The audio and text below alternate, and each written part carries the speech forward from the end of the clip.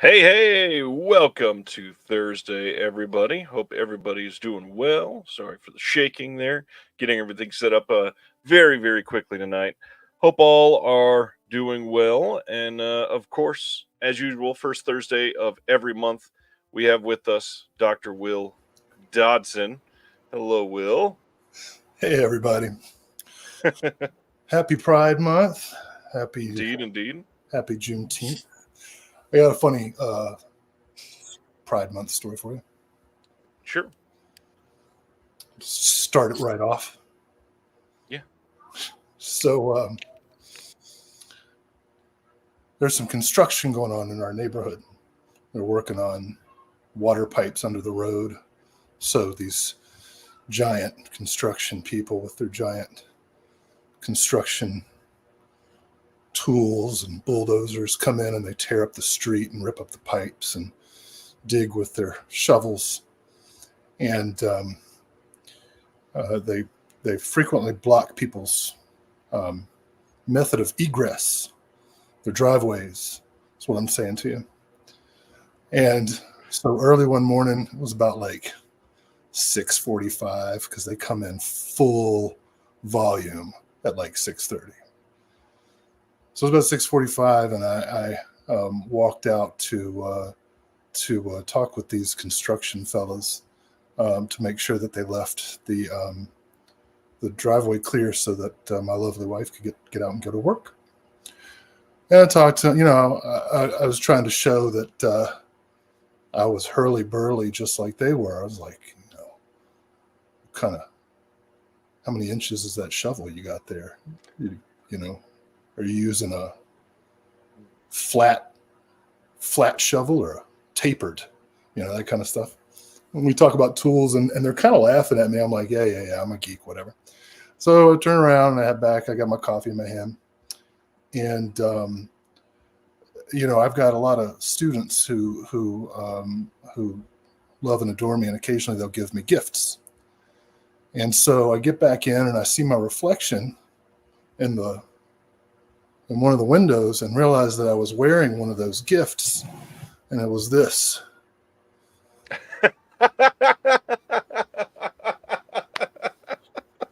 For those who are listening to the podcast, this is a t-shirt that reads, "I heart my hot Italian boyfriend." I must have talked to this guy a good 5 minutes, just asking him what was going on, how you doing? Appreciate the good work. Just to be clear, is that referencing something specific? Just specifically, I love my hot Italian boyfriend. That was just for me to get the line "just to be queer" in there. Okay. Giuseppe. We got a question from somebody that tried to ask last month, and for some reason we didn't see it. They're going to be listening tomorrow. So, Will, do you have any thoughts about any Jeff Speakman films? Have you seen Land of the Free with Bill Shatner as an evil politician? I have not. I think the only Jeff Speakman film I've seen is Perfect Weapon, which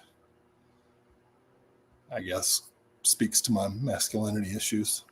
Does it Jeff Speakman's to your? Never mind. I'll check them out. But I'm sorry to be a disappointment there in the question you've waited a whole month for. I've only seen the one film, but that's definitely a blind spot that should be dealt with. Either way, yes, we're very happy to be there. Jack Kane, I want to shout this out, says, "Restore the Wynorski-verse better win at Shelf Shock next year." I've heard that's a pretty damn great visual essay on that new release of Papadopoulos from TerrorVision. Well, I'm sure Dr. Bustier would appreciate hearing that. I'll pass that along. Yeah, we do like feedback for him. Actually, that whole Papadopoulos disc should win all the awards. It's fantastic. It truly is. Josephine says, "New watches last time to Knack on how to get Smiley Face Black Sabbath, take out Starlet, cut Lord Island, come back Africa." Yo, Ryan, your microphone is messing up, dude. Okay. Well, now it's working. Well, I don't know what's going on. Maybe it was my computer. Probably. Uh-oh. I got a new laptop from my place of employment, and wouldn't you know, the battery is feeling kind of warm. Uh-oh. Well, Oh, no, Craig says he heard it too. okay. I'll reset it. Yeah, reset that shit, son.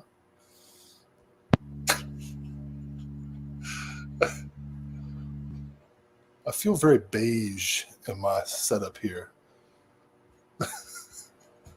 It's a pretty beige situation.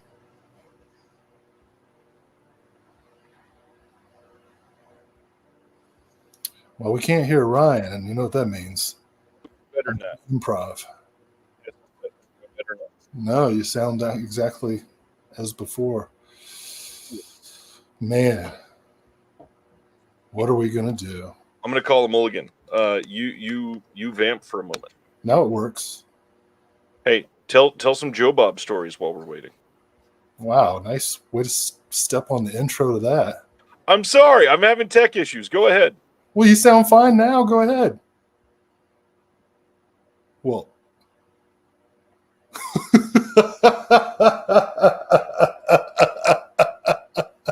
I don't know why, but I wish that was so funny watching you just pull out another microphone, like, but it was like a tree branch. It was like an arm, because.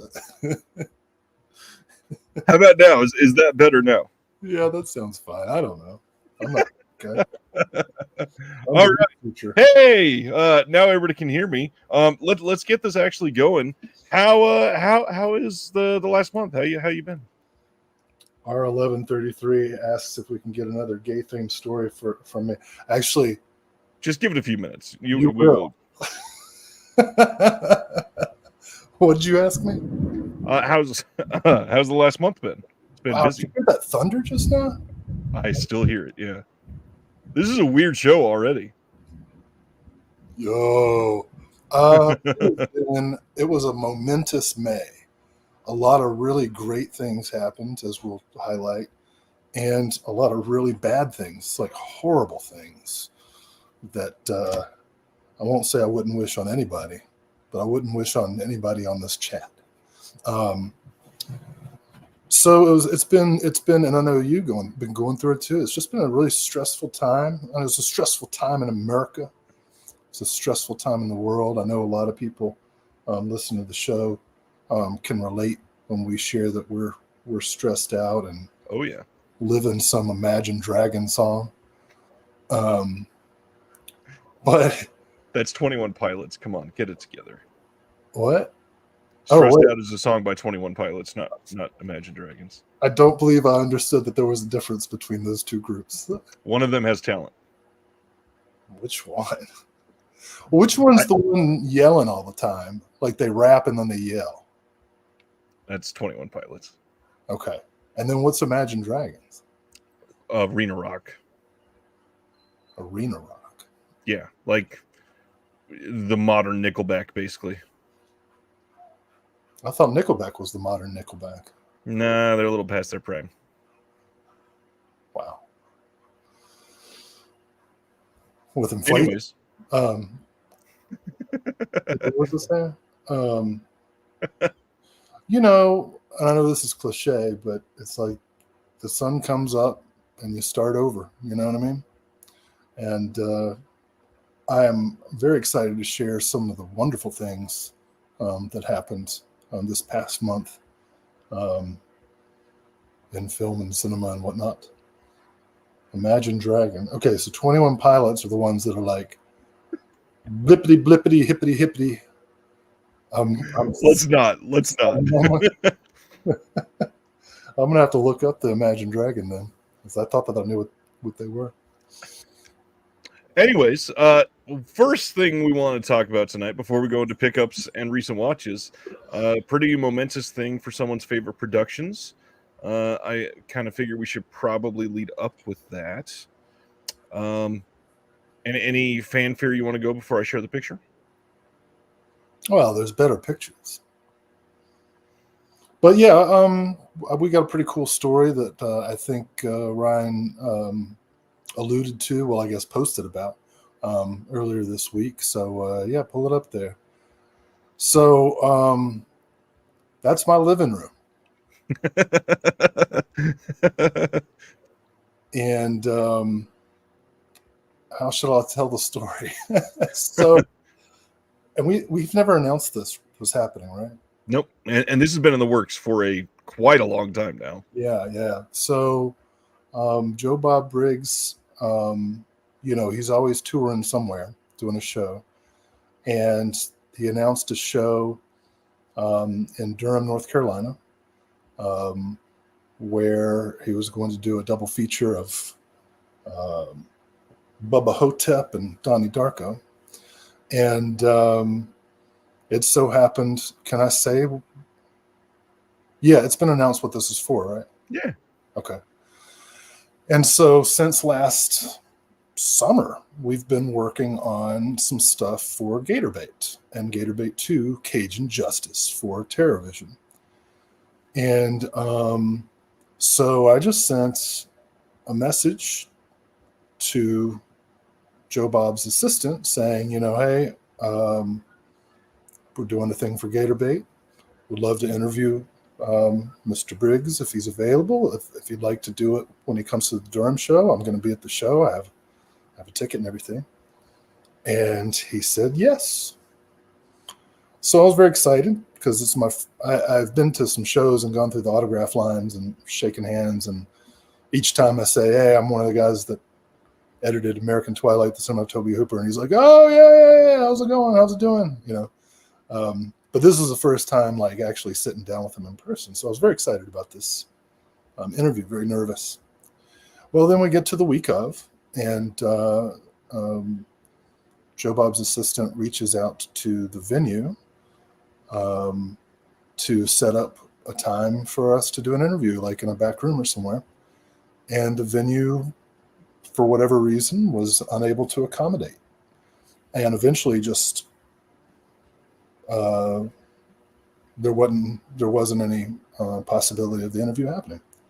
And so we looked at the hotel we were staying, but that was going to charge a bunch of money to use a room. And, the interview was scheduled for a Saturday, and up until like that Thursday night, I thought it's going to get canceled. So I go for the Hail Mary, which involved me saying to Stan Geezy and I did a Zoom stream with Joe Bob like 2 or 3 years ago about and that was the first time interviewing. So I sent a message and I said, listen, this is very unusual. I know that. If it's not comfortable, no problem, but I'm just looking for a solution.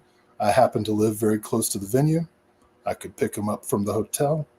I could have the crew have a set ready for him to just step out of the car, get in there, do the thing, and go take him straight to the venue. And I expected, no way, because I could do some torture porn thing, top up in the basement or something. And he said, sure. And so I show up to his hotel and I'm waiting for him. And he comes down the hallway in that jacket. And the guy at the front desk of the hotel goes, damn, I like that jacket. And we walked out to my Subaru Forester, which I had detailed the day before frantically. And took a car ride about 30 minutes to the house. Walked in, I had a crew, everything was set up. He sat down in my lawn chair that sits in my lawn, and we did an interview for about an hour. He was very expansive about it, and then he very graciously signed autographs for all the crew, which included Rock Chudson, who came in to check it out. He talked to him a little while. He's got a friend who helped co-found the North Carolina School of the Arts, which is just down the road from UNC Greensboro. So he talked because most of my crew were UNC Greensboro media studies students. So he talked to him for a while, and then we rode another half hour in the car to the venue. And here's the funny part. Well, I mean, it's already hilarious, right? Because like, what the hell? He's just coming to my living room. So we get to the venue, and I park in the loading zone and get out with him, and I walk him to the front door, past the line of all the mutants who are waiting to get in. And we knock on the door, and they let us in. And so he's starting to work with his volunteers who are running the merch line or running merch sales while he does autographs and stuff. So while he's doing that, I go park the car, come back. Doors are, of course, locked. And an attendant opens up the door to let somebody out. And I say, hey, can you let me back in? I'm with Joe Bob. So she pulls out a clipboard, and she's like, what's your name? I'm like, well, I'm not on the list, so never mind. But a guy behind her goes, oh, no. He can come in. He's Mr. Briggs' driver. So, got to go in and do the sort of VIP area. Not really VIP area, but I was just in there early with Joe Bob and Darcy. And it was just, it was a great day. He gave up really 3 hours of his time total, which is a lot when you're 71 years old and about to sign autographs there were almost 900 people at the show. Yeah. And he stayed for every single person, as he always does. So he was very gracious and very kind. I have some more stories, some more details of our conversations off camera that I think we'll share at some point, make a video for the Patreon. Is that what we're going to do? Yeah, something like that. And I will say the only sad thing that happened that day, of course, is that Roger Corman passed away that evening. But it was it's a sad moment, but it was a wonderful moment, because when Joe Bob was informed, he stood up and stopped the autograph line, and he told everybody there that Corman had passed away and that he was an icon of American cinema and a great man and a friend. And he had all of us share a moment of silence together. And then he resumes signing autographs, taking pictures, and great guy. Stan points out Joe Bob's a tall man. I'm 6'3", and Joe Bob's at least an inch, maybe two taller than I am. Joe Bob is about the same height as me, I believe. Yeah, he's a tall guy. Vanderbilt man. Yeah, so couldn't be happier. So grateful to TerrorVision for supporting it. And of course, Joe Bob and his assistant Tracy for setting it up. And I guess thanks to the venue for not being accommodating. It worked out pretty well for me. Yeah, so it's a real dream come true. I'll share one story. No, I won't. I'm not going to share any stories. There's the crew.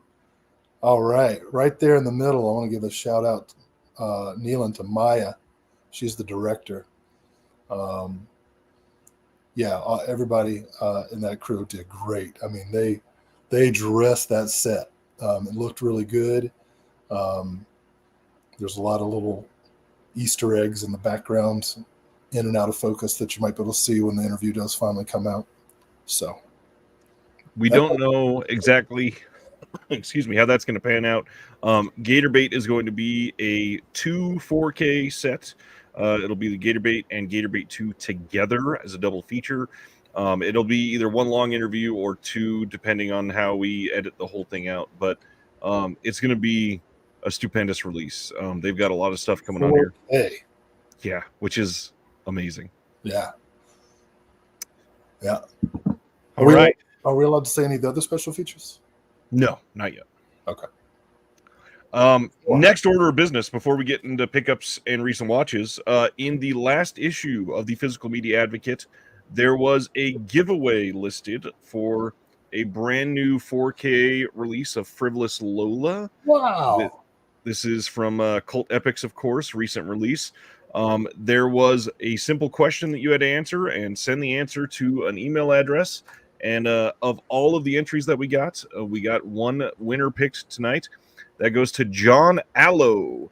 Just so you're aware, if you are listening, I will be reaching out to you via email. You're going to get Frivolous Lola, and then also I'm a little too generous, so I'll probably throw in like 3 or 7 things of my own just to make you feel special. So you got that coming to you. Thanks for everybody that entered. Thanks for everybody that keeps reading the Physical Media Advocate. There's so much in there, but that last issue was special. We're going to talk about the next issue in just a little bit, so I won't say too much about that just yet. You know what they say about John Allen? What do they say? Very soothing. I thought you were going to say Vera soothing. What's going on, Key-Ray? Yes, Gator Bait 2 is absolutely worth it alone. That one's been much more difficult to see than Gator Bait 1. So I'm excited. I'm excited they got both. Yeah, I can't believe it. That's in my view, that's going to be like the title that TerraVision's known for. At least for this year, it'll be one of the few big ones. I mean, we got. They already announced we got Big Top Pee-wee coming this year too, so that's a big deal. Hey, why don't you share some things you've been watching? Watches or pickups? What's first? Whatever. I'll let you choose tonight, sir.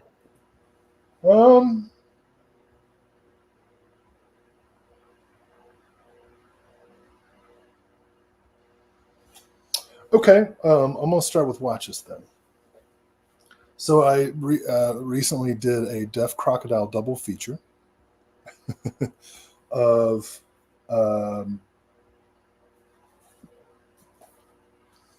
Zero Grad and Assassin of the Tsar.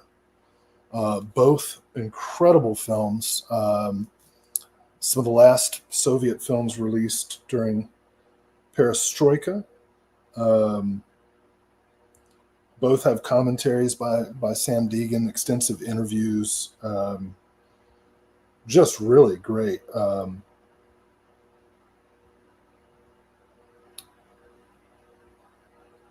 Yeah, that's all I'm going to say. This is great for TV. These are, yeah, I'm sorry. I was trying to decide what to say about them. I think Zero Grad actually is my favorite of the two. It is really, really funny. Gorgeously shot. They're both gorgeously shot, but Assassin of the Tsar stars Malcolm McDowell. Very different than Michael McDowell. Malcolm McDowell. And you got two versions of it. There was a version done in English and a version done in Russian that has a different edit and different score. So hours and hours of really illuminating stuff. And then the other two, it was kind of spooky in a way that made me feel good, because they're very random watches. I've been going through trying to cull some stuff out of the collection to sell and give away, and I realized that I had 2 copies of a film. I had the Twilight Time edition and the Arrow edition of Audrey Rose. And so I decided to compare the transfers. They actually look pretty much the same to me. But of course, the Arrow version has a lot more extras. And so I watched the film because I realized I hadn't seen it before. And then realized that one of the features was a visual essay by Lee Gambin. Yeah. Great essay on reincarnation in cinema. And, I never had, and then the other one that I took a look at was a made-for-TV Western called Wild Women, and guess who does the commentary track? Lee Gambin. Had no idea. And so, I never had the pleasure of meeting or working with Lee Gambin, but obviously, like everyone, I've been influenced by his work. I've published stuff on some of the same presses that he's published on, and so as a result, been familiar with his catalog, read his work, and we're about this. He's actually a little bit younger than I am, so it was a great shock, and it's been somewhat of a consolation, I suppose, to see the wonderful tributes that have been coming out to him. But anybody who's unfamiliar with Lee Gambin's work, You should seek out some of the films that he's done commentaries for, some of his books, essays. Real prolific and super smart guy. So, tribute to Lee Gambin tonight. I'll go a step further and say, if you have never heard anything from him, probably one of the best things that you can do is put on the Bill Ackerman hosted Supporting Characters podcast episode with Lee Gambin to find out who he was as a person, what made him tick, and all of the amazing impact that he chose to have on people. And one of the biggest things, Lee was a lover of horror. Absolutely loved horror through and through. Many of his books are about some aspect of horror, but also he was one of those people that had to say, I love horror, but also watch X. And things like Godspell is something that he's been passionate about for years. I mean, he wrote a book about 70s musicals. It is such it's a ridiculously prolific career that he's had in such a short period of time, because if you go back and listen to that episode of Supporting Characters, it was only recorded like 6 years ago, I think. And at that point, he had never done any special features for any disc. Oh, wow. Didn't know that. So everything has been done in the last 5.5 or so years. Wow. Yeah, and it turns out Wild Woman's actually a pretty entertaining film, so I'm not going to sell it. I had a fairly modern week of watches, at least the ones that I'm allowed to talk about. The ones that I really wanted to highlight, I watched The Last Stop in Yuma County. And if you are a fan of this show, you're a fan of interviews on this show, I'd highly recommend that you watch that sometime in the next month. Just saying. You may want to watch that to study for something coming up. It is an incredible film. It's a modern neo-noir tinged Western feeling movie that is really, really great. It's really tense. Stars Richard Brake as somebody that is kidnapping people in a diner. Yeah, it's fantastic. Wait, were you talking to me when you said see it?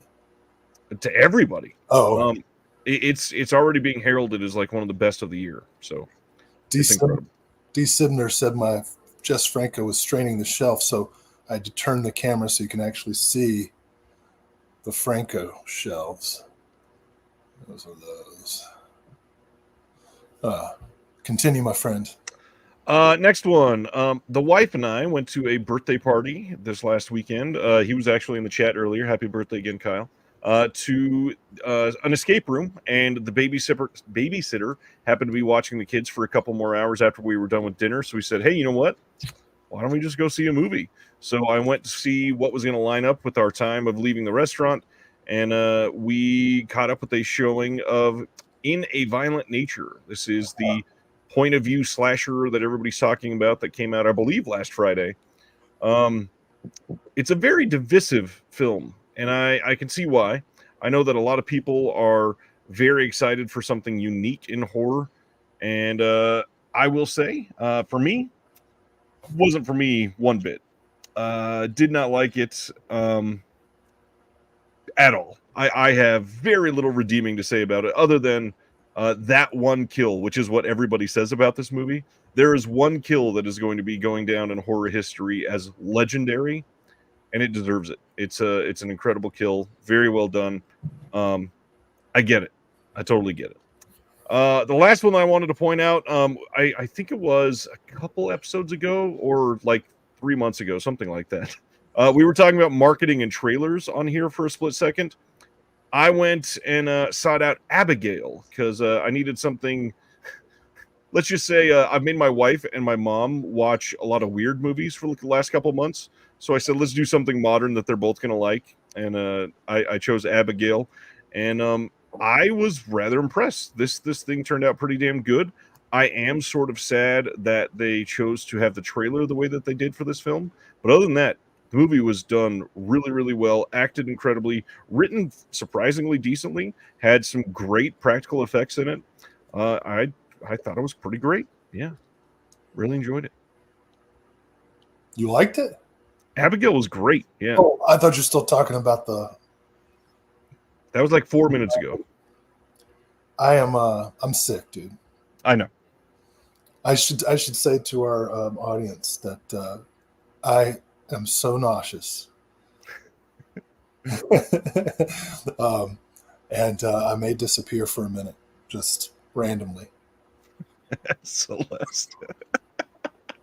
Celeste says, "Bro is checked out."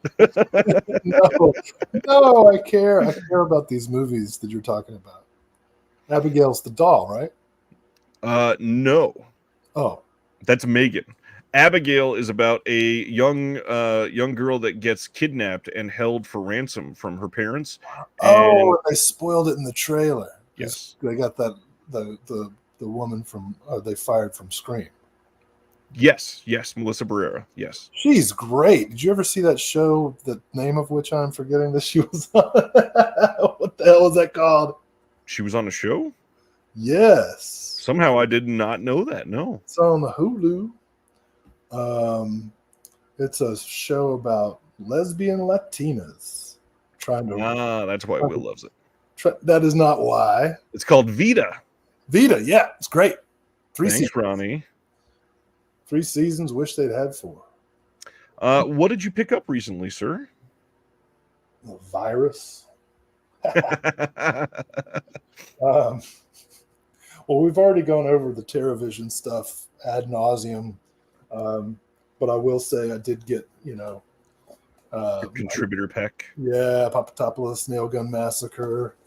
Really loved Lance and Erica's visual essay for Dreamstalker, old Kung Fu Masters. So those are super great. Couple things I got this month, or the month of May.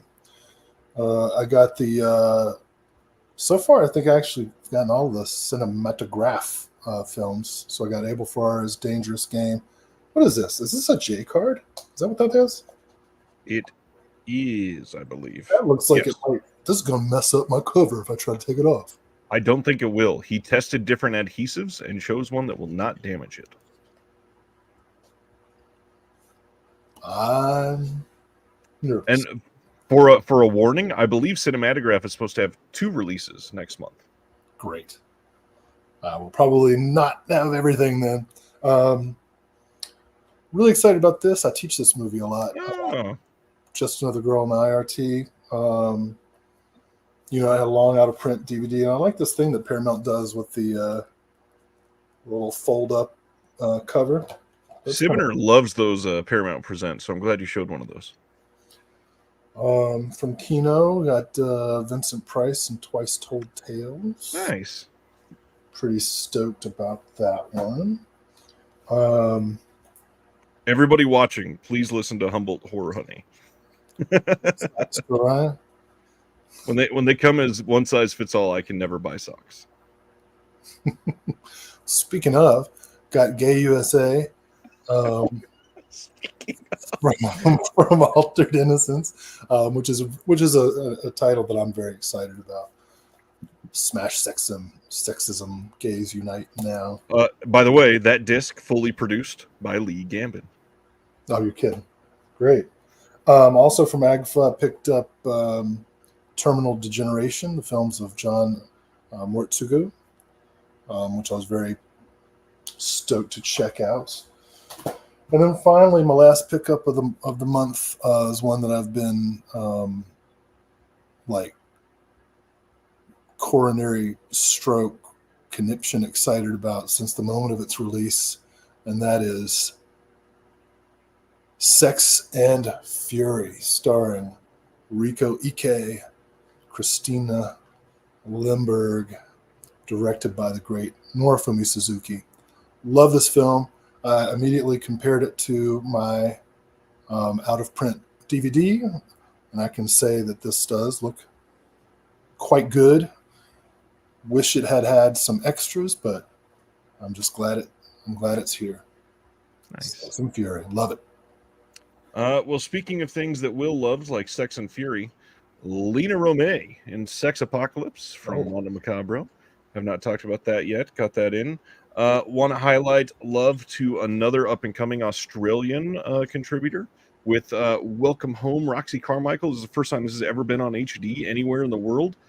This has a new visual essay by Suzanne, which is a friend of the Imprint cast that I've been on a few times. Can't wait to watch that. And then we're going to be talking about them tonight, and not enough people continue to purchase from them. So I really want to highlight Fun City Editions continues to do incredible work. And this is one of their newest ones, Seeing Red, 3 French vigilante thrillers, which is supposed to be great. This whole set is quite heavy because it is 3 different discs. You've got the disc tray on the inside and everything. And it does come with a limited booklet, and the booklet's pretty decent. It's not full of a ton of pictures. It's got some good writing. Yeah, this is a great set. That's awesome. John Peters mentioned that wish they kept the old commentary for Sex and Fury. That's why I got to hold on to my long out of print, transparent slipcover DVD. See, slipcovers have always been a thing. Yeah. Oh yeah, I got that and the another long out of print DVD, the Pinky Violence set. Oh geez, I have seen that cover so many times and never seen one. Yeah, well, you're looking at it now, buddy. Nice. Yeah. Well, there you go. It's a pretty good month for pickups. How about that? Yeah, pretty big week for announcements too. We got a lot to talk about tonight. We got a lot to talk about what's coming out next week. Anything else going on with someone's favorite that you want to highlight for everybody, or anything that you want to turn their attention to, Will? Perhaps your sister's documentary again? No announcements from Netflix physical release. No. Madhu, which is available on Disney Plus, is pretty good documentary. I'm really impressed with it. It's I hope we'll get a physical release, but I hope any of you have access to Disney Plus will check it out, because I think it's pretty amazing achievement. I'm really proud of her. I will put the name of it again in the chat, just in case. M-A-U. Yeah. One more thing that we got to announce. Will and I are making a trek across the country. We said we were going to talk about that tonight. No, we didn't. Yes, we did. It was supposed to be a surprise. We said we could. We'll talk about this later. No, we did say we were going to have to talk about it tonight. Hey, Will and I are going to Southern California next month. Is that where it is? That's what it is. It's in Southern California? Very much so, yes. Oh. Will and I are going to LA next month. Going to be there for a little over jungle. little over a week. Going to be seeing a bunch of people, including Craig and Dennis from Deaf Crocodile. Got a lot to do. If you live there, or if you are around there or anything, let us know. We're going to do our best to try to meet up with as many people as we want. If you want to meet up with us, including this gentleman, Ryan, you better reach out, because we gotta do something. Jeremy. Oh man. Yeah, we're excited. We got a few things that we're gonna do, some things that we're not gonna talk about, but yeah, it's gonna be a fun time. It's gonna be exciting to meet people like Stan. Did you really not tell Jeremy? No, he's fucking with you, and you're falling for it. Oh, that must. Well, I got a joke for you, buddy. Yeah, I'm gonna be excited to get out there and see Stan again, Julius. Might visit my sister at some point. Yeah, maybe.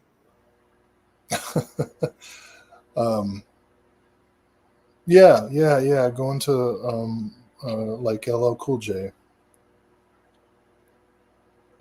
Going back to Cali.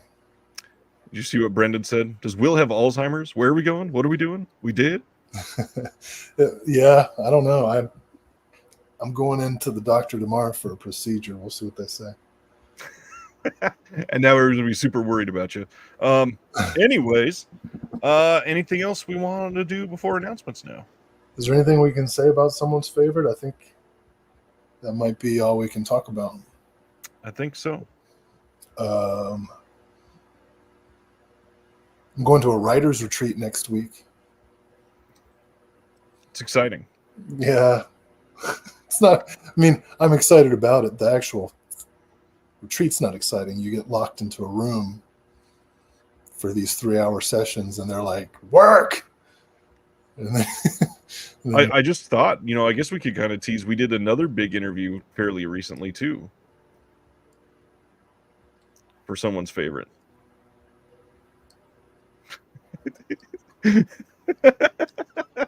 Oh, this is so funny. Everybody's really going to think you have Alzheimer's. I did it? Yes. Is that the rock and roll thing? Yeah. Yeah. For certain people, that's a huge interview. Yeah, well, we can't talk about that one yet, can we? Nope. That's why I just said we can tease. We did a big interview. Yeah, the rock and roll star. Craig says, just check our planned schedule, up to 8 4K HDR plan titles now. Jesus. All right. Are we ready for some announcements, sir? No. Clearly not. Yeah, I'm not sure if you're ready for much of anything. I do have to apologize. I mean, I'm normally pretty close to this, but I am on a medication that causes nausea and mild sedation. I said we could have somebody else do this. Because I got to go to the doctor tomorrow, and they're going to tell me something's wrong. This is one of the funniest jokes in a long time. Reggie, thank you for this. He asked if the interviews with 21 Pilots. They walked out because I kept asking him, how did you imagine a dragon?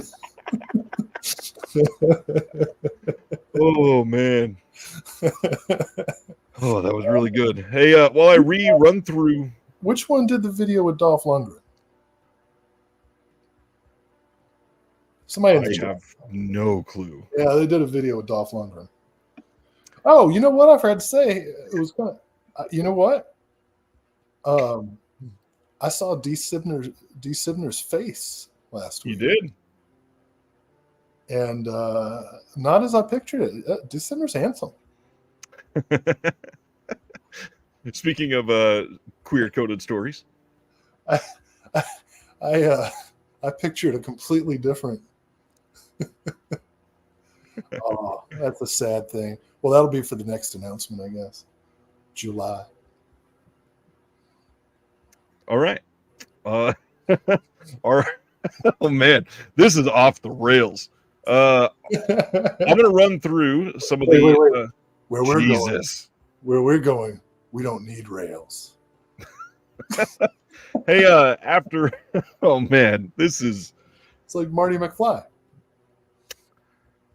But I was doing Doc. I was Doc. I got it. This is hilarious. Ryan says Will saw my face and said nothing about it. Shit. I did? Which week was that? Oh, Will with Alzheimer's is sad. All right. I'm going to go over the TerraVision announcements. If you want to take a break and go freshen up or something, feel free to. So after the stream last week, TerraVision had a stream right after we were done. And they announced Dawning from 2022 is coming to their Gray Face line. You can pre-order this now with a bunch of extras in the incredible packaging that they've done for their whole Gray Face line. The first title was River. This is the second. You can get in from the ground floor on the two of these titles if you want to stay up to date. They're pretty good, actually. They're really well done. This is going to be shipping. Last week it was 3 weeks, so I'm assuming 2 weeks from now. I think so. 14, 20. Yeah, right around 2 weeks from now. In fact, all of these TerraVision titles should be shipping in about 2 weeks. So I will just stay with that 2 weeks from now. Our next title from TerraVision is Family Dinner from 2022. This one's got a commentary with the filmmakers on here. We got a making of, featurette, stills, and behind the scenes gallery. New subs on this one. This one is crazy. This is one that I think people are really going to like. When you check this out, this is a really well done release. Love that people are loving the packaging and art on the gray face ones. I'm very excited to see Chloe's art on some of the upcoming gray face titles, because Chloe's going to do art for all of the gray face titles, and we're doing stuff like Big Top Pee-wee under gray face, so it's going to be amazing. Next one from TerraVision was In the Woods. If you saw the trailer for this one, you probably immediately got excited. This is man, maybe the one that I would say is the most recommended out of this whole set if you're looking to just get one. It depends on if it's your sort of thing. Go to the TerraVision YouTube and check out the trailers. This trailer is wild.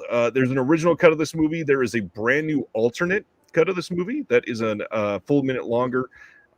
There's a commentary for each of those.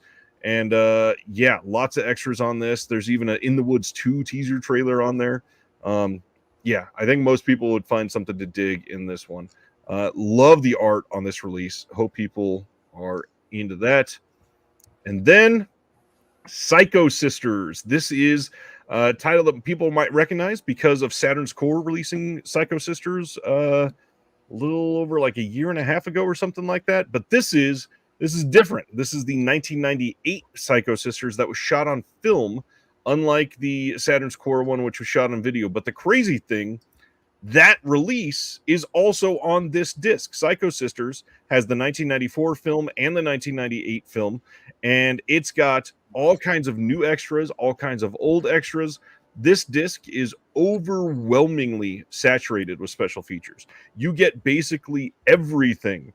If you want this title, or if you got the Saturn's Core and you like it, this will have the entire package. I don't think it's missing anything from the Saturn's Core disc, and now we get both films and new extras.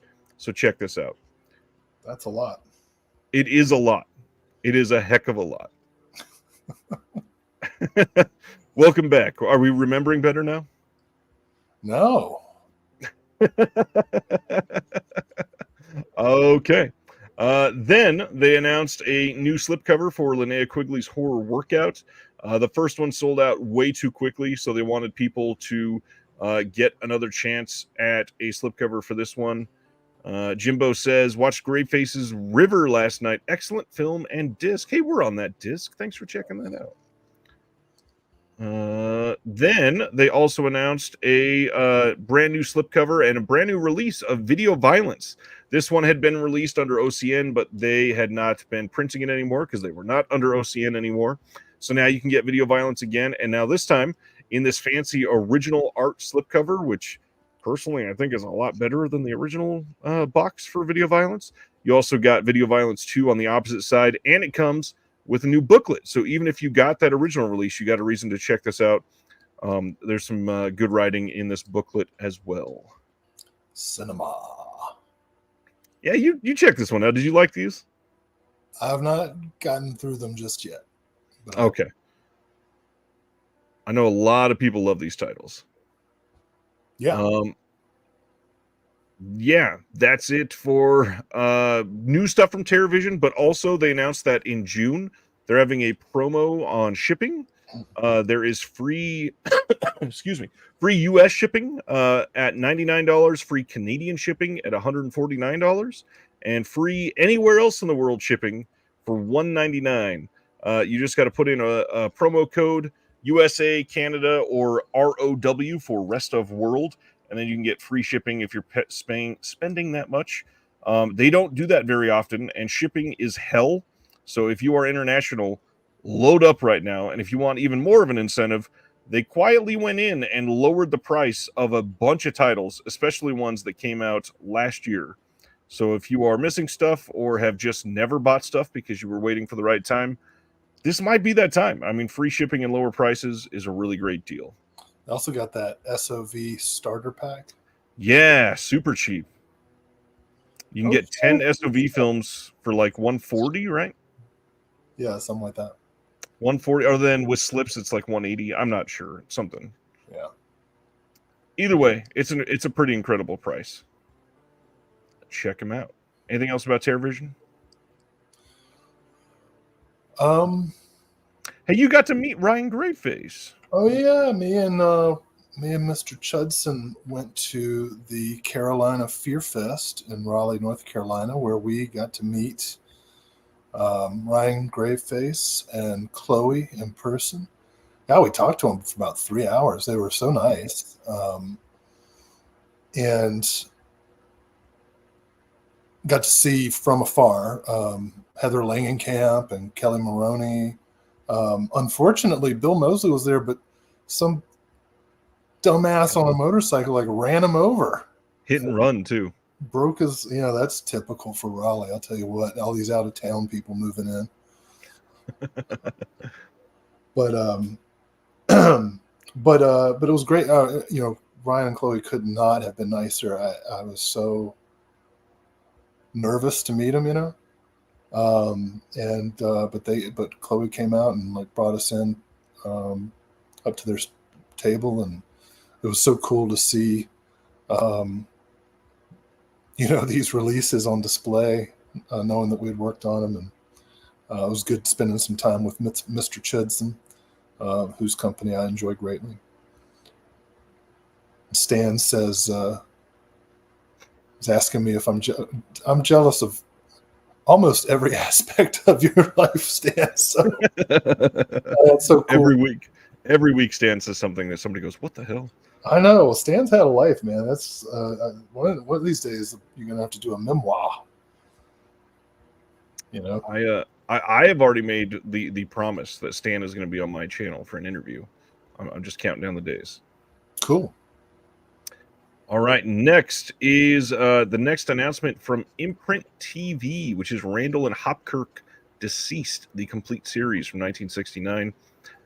Once again, Imprint goes above and beyond so much on their TV stuff that all of their extras would have to take up 8 or 9 different Instagram posts. So I couldn't even list a quarter of them. If you are into this will be the definitive release of this, no matter what. It's pretty overwhelming. I've never seen this. Have you ever seen anything from this? I'm going to assume it's British based on how long those people's faces are. Yeah, that's what they've been doing a lot of their TV stuff. Yeah, I never heard of it, so somebody will have to educate me. Cool. Get me Amanda Reyes. Let's talk about Arrow Video. August 26th on 4K in the UK. They are doing The Silence of the Lambs, and this is going to come with a new commentary by Elizabeth Purcell, Kate and Mark Gardner. We've got the old Tim Lucas commentary on here. New visual essay on the theme of transformation by Justine Perez-Smith. A new visual essay exploring point of view and personalization by Willow Caitlin McClay.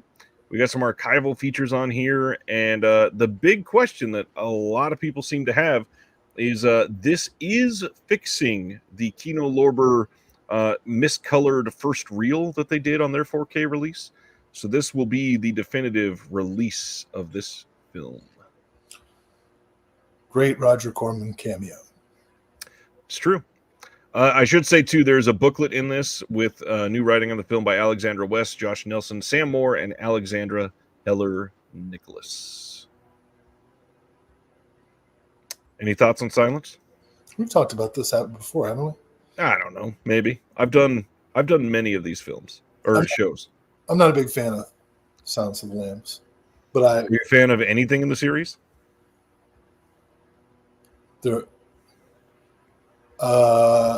I saw Manhunter. It was okay. I saw Hannibal. It was horrible with the stitched out brain thing. I wonder if you would like Hannibal Rising. I don't know. There's just something about it that feels. I don't know. It wasn't a sad. I recognize that there's a lot of reasons to like the movie, and that a lot of people like it. So I'm not casting aspersions. It's just not for me. I like them all for some reason, even Hannibal Rising, which is not admittedly, objectively not a great film. It's got weird incestuous storylines and weird scars, and yeah, that movie is insanity. Then they're also doing this very different site exclusive slipcover. Look how different it is when I go back and forth. Look how much changes. I can hear the lamb screaming, Clarice. Is that what he says? Yes, that's it. I don't. Not much. I don't understand. Okay, so I'm right that the slipcover is not all that interesting. No, I'm shocked that they're both pretty not great. No, Ryan, Manhunter has not been released on 4K, and as far as I'm aware, not even in print on Blu-ray anywhere in the world at the moment. So hopefully we get something soon, because Manhunter deserves a 4K. That movie's amazing. Next up is Heathers, coming in 4K in the UK on August 5th from Arrow. This is the 1988 Winona Ryder, Christian Slater joint. We've never talked about this one. How do you feel about Heathers? This seems like a Will movie. My son is gay, and I love him. I love my dead gay son. Yeah. Yeah, I love this movie. This movie's amazing. The dialogue is great. The ending is insanity. Yeah. Yeah. Pretty much everything about this movie works for me. It's, to me, the ultimate high school movie. Could you even make this movie today? Definitely not. Not with that same ending. Oh, yeah. I didn't even consider that. I was just thinking and stuff. Yeah. But it really captured what the 90s were going to be.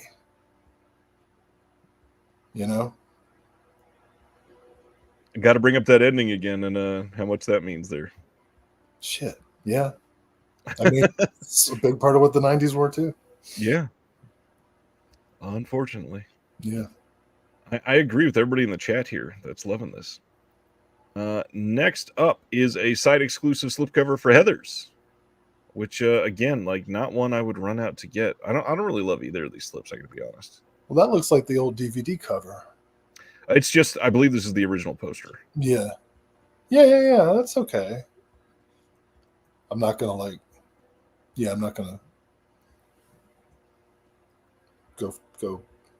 You haven't pre-ordered 4 of these? No. What edition do we have? Is there an Arrow edition Blu-ray that I have? Something. Yes, you have the Blu-ray version of this, which was sourced from a 4K scan already. Oh, okay.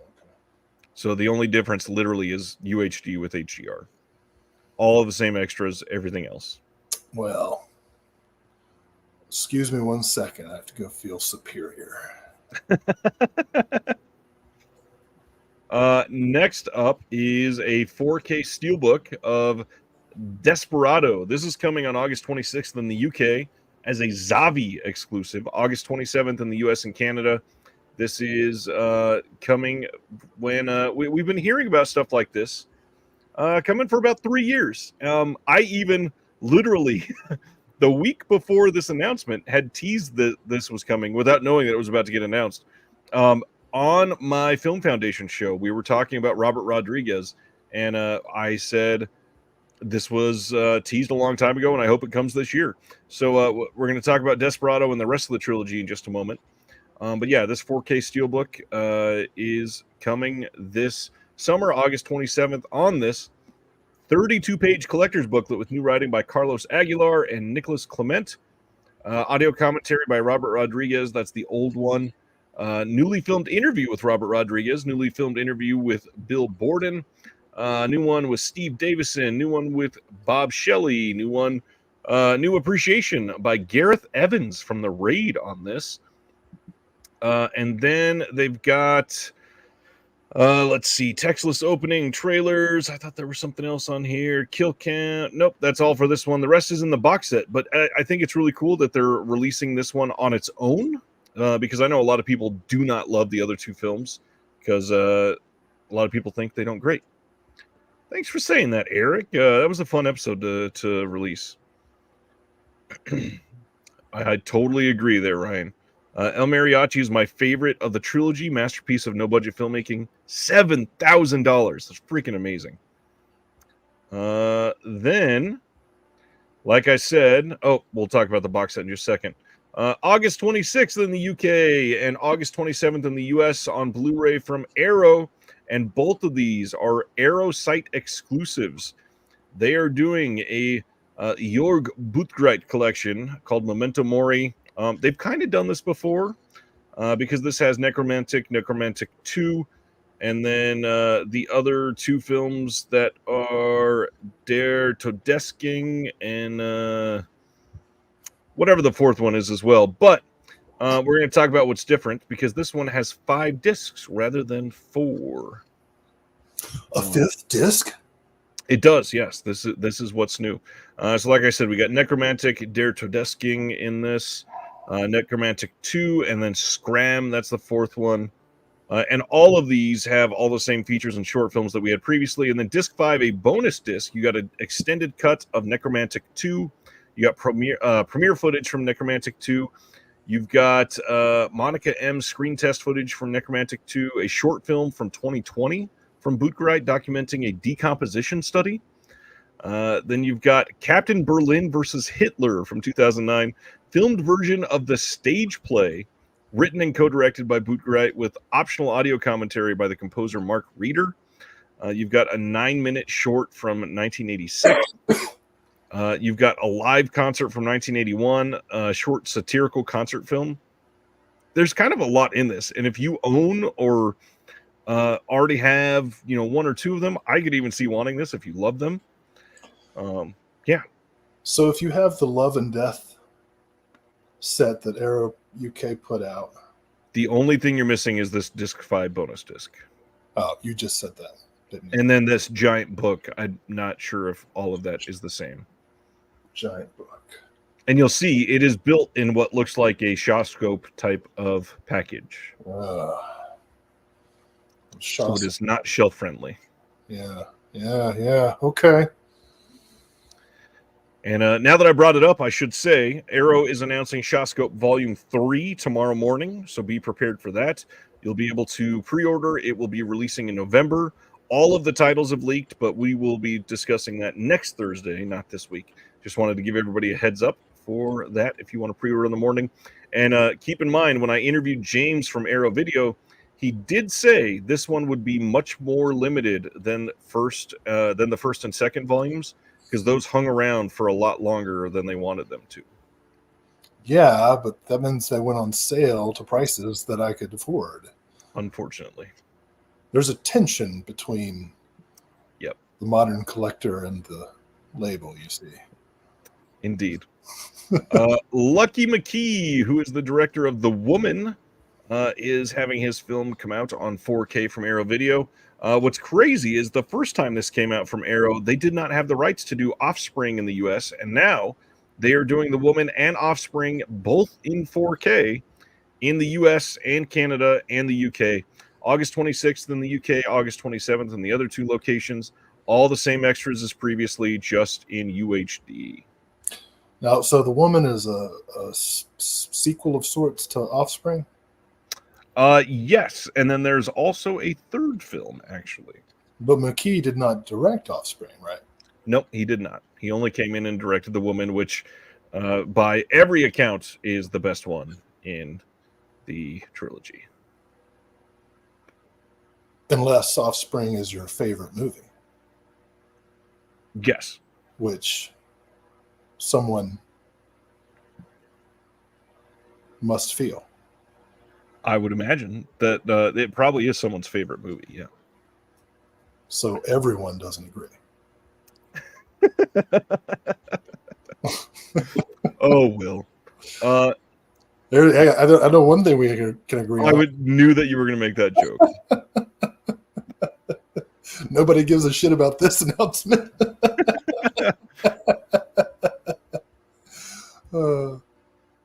It's the wrong one. This one, yeah. Coming on August 14th in the UK, August 13th in the US and Canada on 4K is Clash of the Titans and Wrath of the Titans. Unfortunately, it's the ones from 2010 and 2012. Right. What's going on with the, 1984 Harry Hamlin version? I don't think we're getting anything for that for a while. I got rid of my Snapcase DVD a little while ago for some crappy little Blu-ray release that barely looks better than the Snapcase DVD. But surely somebody's like trying to get that, right? Maybe. Greg, I tell you, I'm glad you feel that way, sir. Dustin is asking, are you saying the previous Aero Blue didn't have Offspring? If you bought the US version, it did not. If you bought the UK or Canada version, it did. And many people around that time went and imported that one. Yeah, what is there to say about this box set except that I hope it sells well to subsidize something better. Yeah. I don't know what else to say. Extras on this, I guess we can talk about it. Let's see. We've got double-sided fold-out posters for each film. We've got a new interview with the producer Basil Ivanek. We've got a featurette called Sam Worthington as Perseus, Zeus, father of gods and men. We've got archival stuff for the second film as well. That's it. Nothing else new except for that one interview. Really packed that disc. Like, okay, Perseus, Zeus. Okay, that's enough. The Mexico trilogy. This is what I was just talking about. So in this box set, Desperado is the only one that's in 4K. The other two films are in Blu-ray. There's some reasons. Once Upon a Time in Mexico was one of those early shot on digital films. It would look like absolute trash on 4K. It should not ever be on 4K. It would look real bad. But this does look like a pretty fun release if you are a fan of Rodriguez or any of these films. We've got an illustrated collector's booklet with new writing by Carlos Aguilar and Nicholas Clement. That's the same booklet that's going to be in Desperado, most likely, I would imagine. It would kind of seem odd if they were printing multiple copies of different types of books for the same set.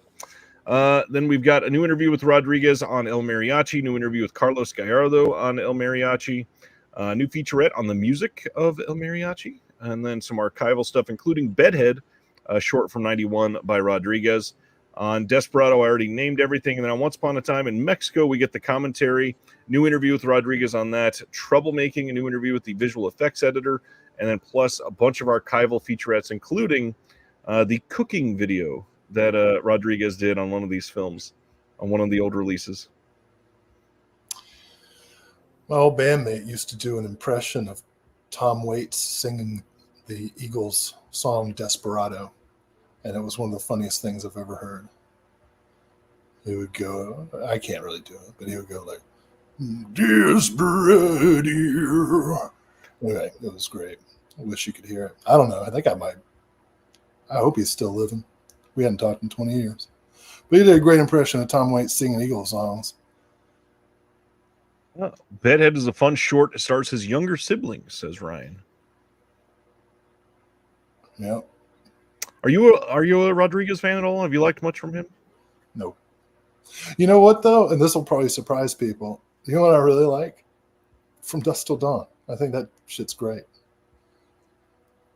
But no, I can't think of any Rodriguez film that I've liked outside of that.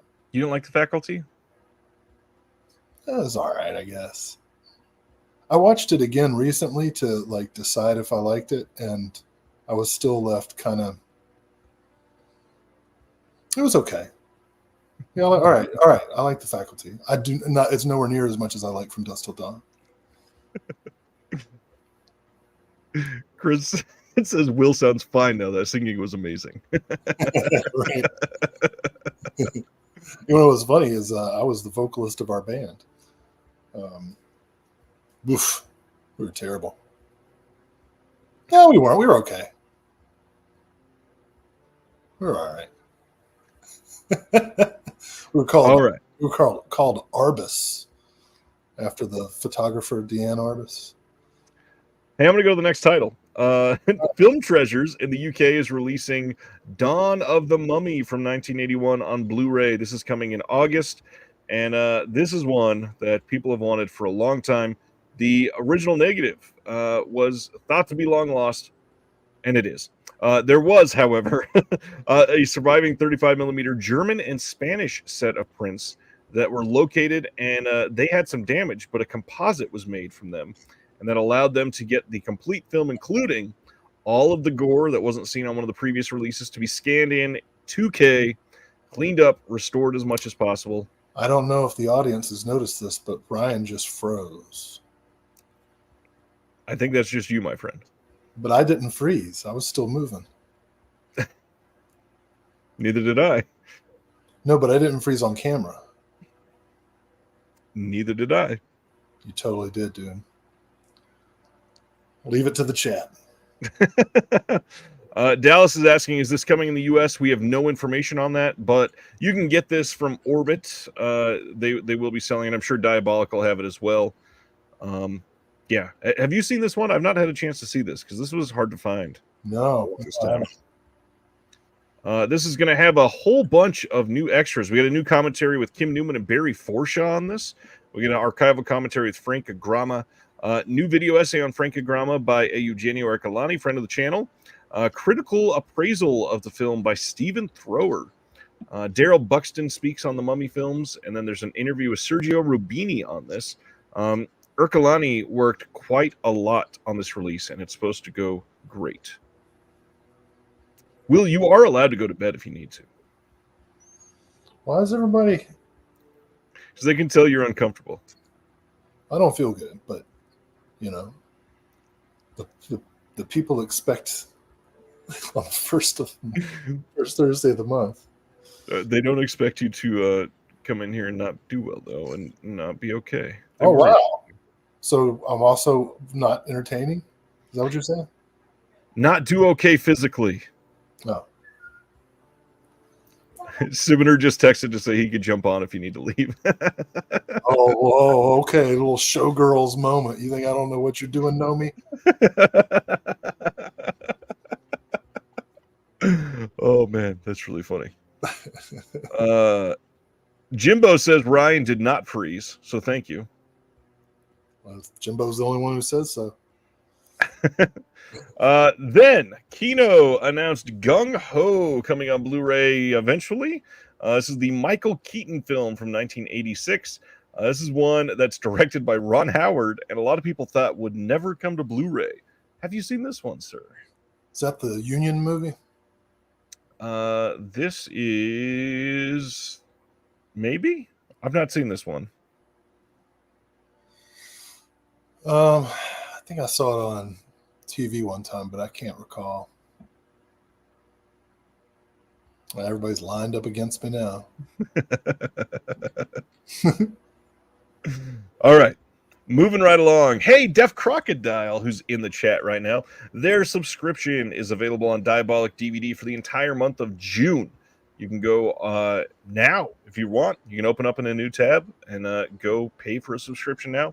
You can do July through December. That's right. It starts in July. So if you want their first Diabolic exclusive title, which is the King of Stack, I believe it's what it's called. That's not the right title. I apologize, Craig. What's that? What's the whole title? Because I got this wrong last time too. It is Romero. Yeah, that Romero is the new name of the crocodile. Sibner thought I said Def Pocket Dial. The Savage Hunt of King Stack. That's what it is. I always forget there's two more words in there. If you want that, that comes out in June, not July, so it's not a part of the subscription. You can go order that now. 6-month subscription from July through December is $230, and that includes free shipping for all of those months. And then if you get the 12-month subscription, it is $500 for the full year, and that includes all of the months. A lot of people have been asking why the full year is not just a 6-month subscription doubled. The second half is going to have potentially a box set, more 4K releases, and just overall more expensive titles. And if you go and get another 6-month subscription in December for the following 6 months, it will be much more than $230. So don't think that you're getting away with something, unfortunately, or have something to complain about. It's just they're planning bigger releases. Yes, the deluxe edition is exclusive to the Def Crocodile site and Diabolic. You can get a standard everywhere else. This subscription, if you get it, it's going to have guaranteed copy of the next 6 or 12 deluxe slipcase releases. And when we're saying slipcase, we're not just saying slipcover like when they were under OCN. They are going to be a hard box release with like an 80-page book for every single title. So it is huge. It's more akin to something like a second sight release with the hard box and a book like they always do. You're going to get your shipments early if you subscribe. You're going to get a subscriber exclusive coin for Deaf Crocodile. You know, they should offer another tier given the giant size boxes they're all coming in. A third tier that includes an IKEA shelving unit. Symbol upon arrival. A Deaf Crocodile branded shelving unit.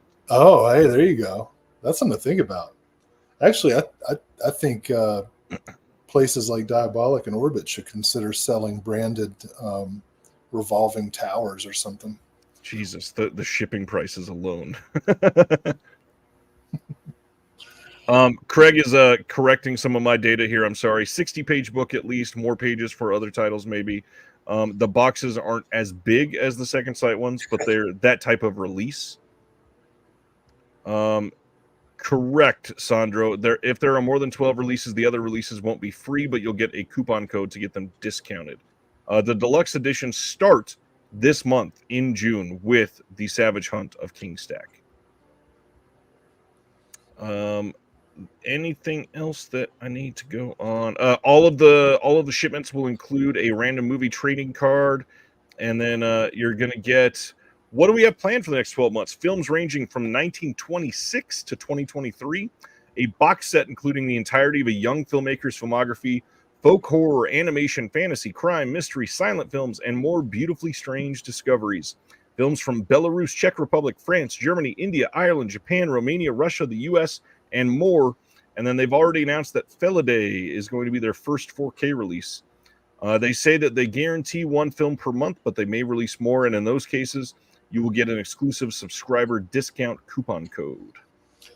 Felidae, the ultimate cat movie. Very, very excited.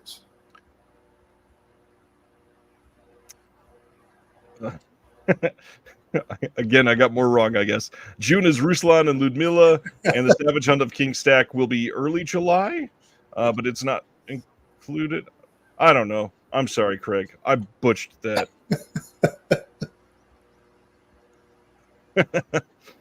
All right. That's Deaf Crocodile. And now Craig's going to stab me when I meet him in person. We'll just sick on you. Craig's taking over. I'm going to hand over Reconnected. Oh, the subs begin with King Stack in July. There we go. Not Ruslan and Ludmilla. I'm sorry. I just told everybody wrong. Wrong title. Yes, Robert, the Gator did get a name, and it is Romero.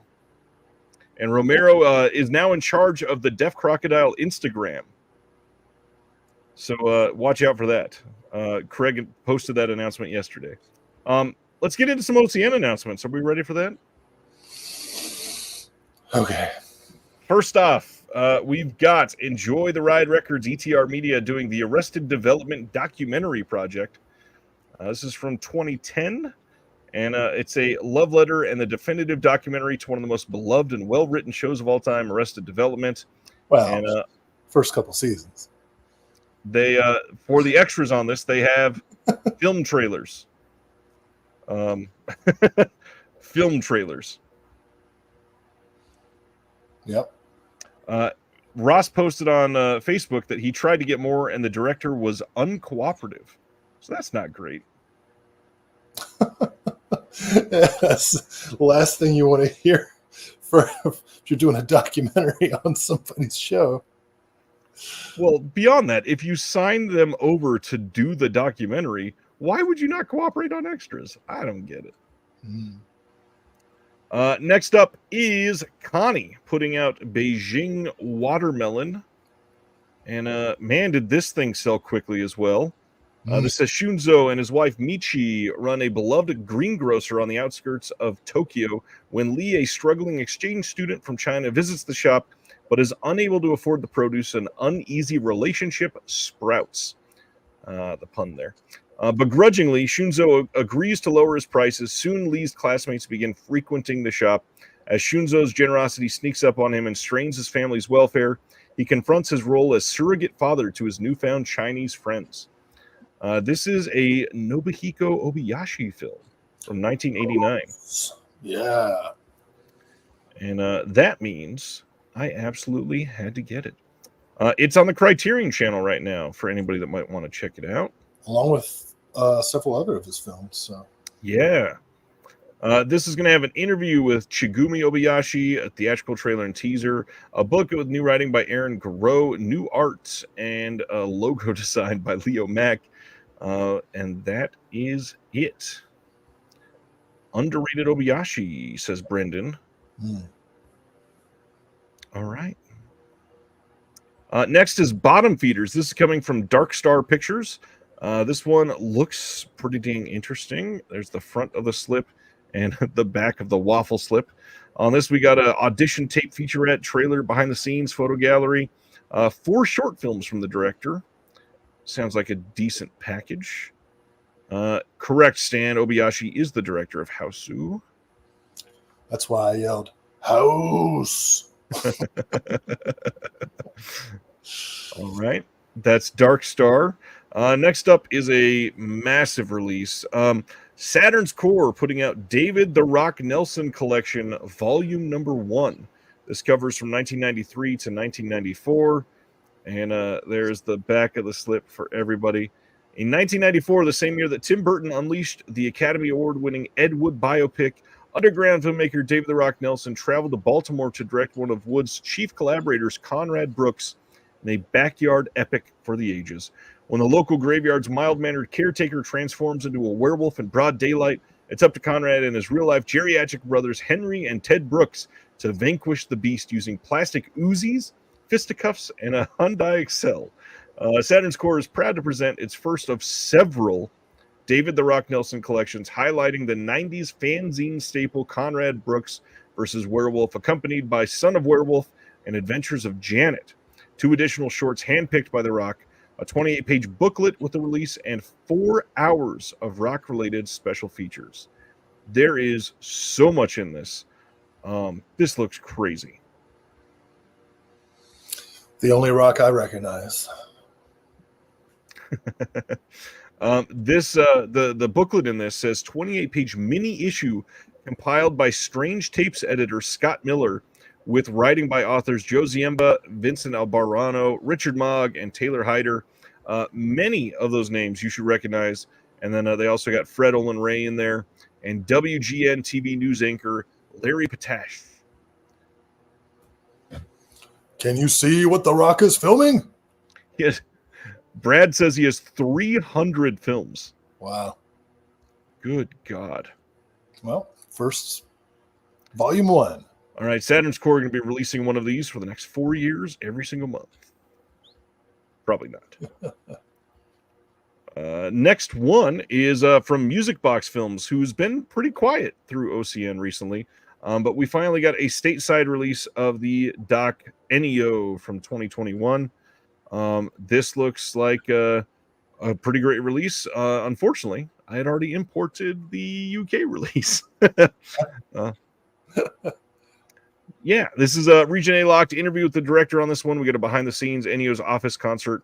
We got some deleted scenes and a trailer, and of course English subs. But man, this documentary, if you are a Morricone fan, this is going to be one that you should absolutely get. Yeah, NEO is great. This is a great doc. Looking forward to this one. I picked this up. Sivner said the slip sold fast. Is this one sold out too? This month has been crazy. Like 7 or 8 of the partner label titles sold out their slip covers in like a day and a half. And one of them sold out in 4 hours. Jeez, yeah, this one is sold out for the slip. Crazy. Next one is Feed Me from XYZ Films. directed by Adam Leader and Richard Oakes. There is the back of the slipcover. This one has 2 commentary tracks, one with the writer and co-director Adam Leader and Neil Ward, and then the second with the co-director Richard Oakes, producer Ed Polgardi, and the composer Benjamin Simons.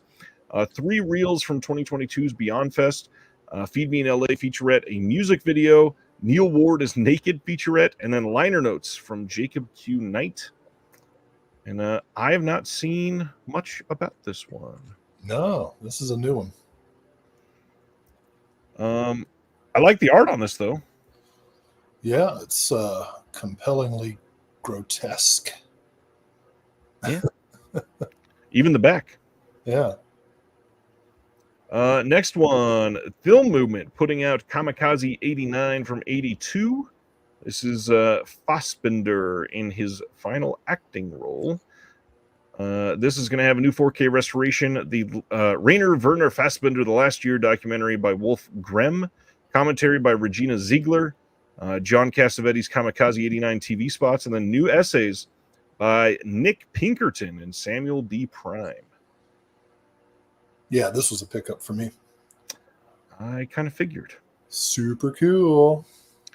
Then Mr. Lonely from the one and only Harmony Korine from 2007 got a release through IFC Films, which is really cool. This is one I believe that also sold out very, very quickly.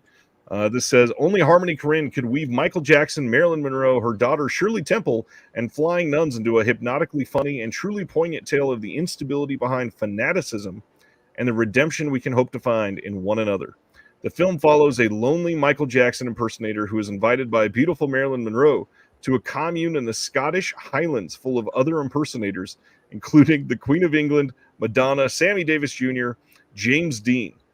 In a parallel storyline, the incomparable Werner Herzog plays a Latin American priest who learns his missionary of nuns can literally fly. I feel that if I am to find redemption through another, it may well be through you, Ryan.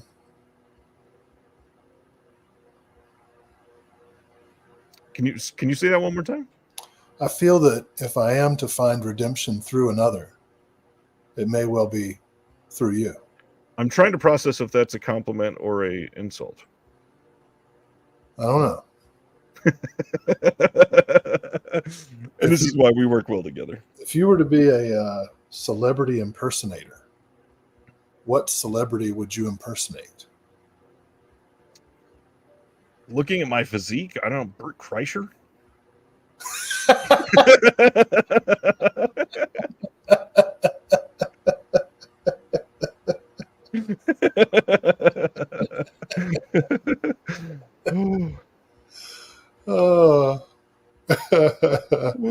What about you? My physique. I think if I think I could probably do.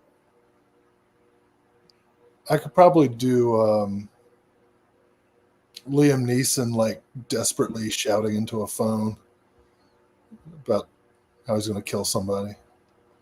Or no, I'd be like in an ice truck or on a plane, Liam Neeson.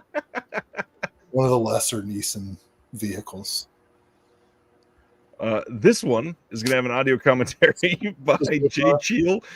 New visual essay on this by Sam Deegan. And a booklet with new writing by Kyle Turner. 40 minutes of deleted scenes and a making of featurette. Yeah. I don't think we've talked about Harmony Korine much either. Do you appreciate anything from Harmony Korine? I feel like that's not a Will filmmaker. You know, I liked Spring Breakers, and I didn't expect to. And interesting. Several others of his films I haven't actually seen yet. I had kind of a complicated relationship with kids when it first came out, which was in my late teens.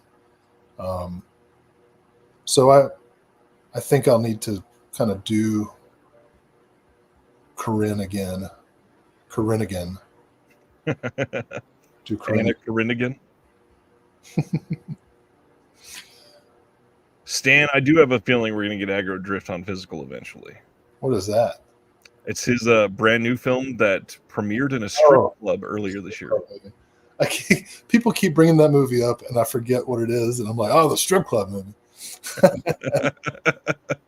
Yes, I agree. We do need Gummo on Blu-ray. Please warn our archive.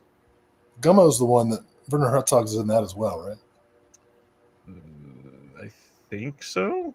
Yeah.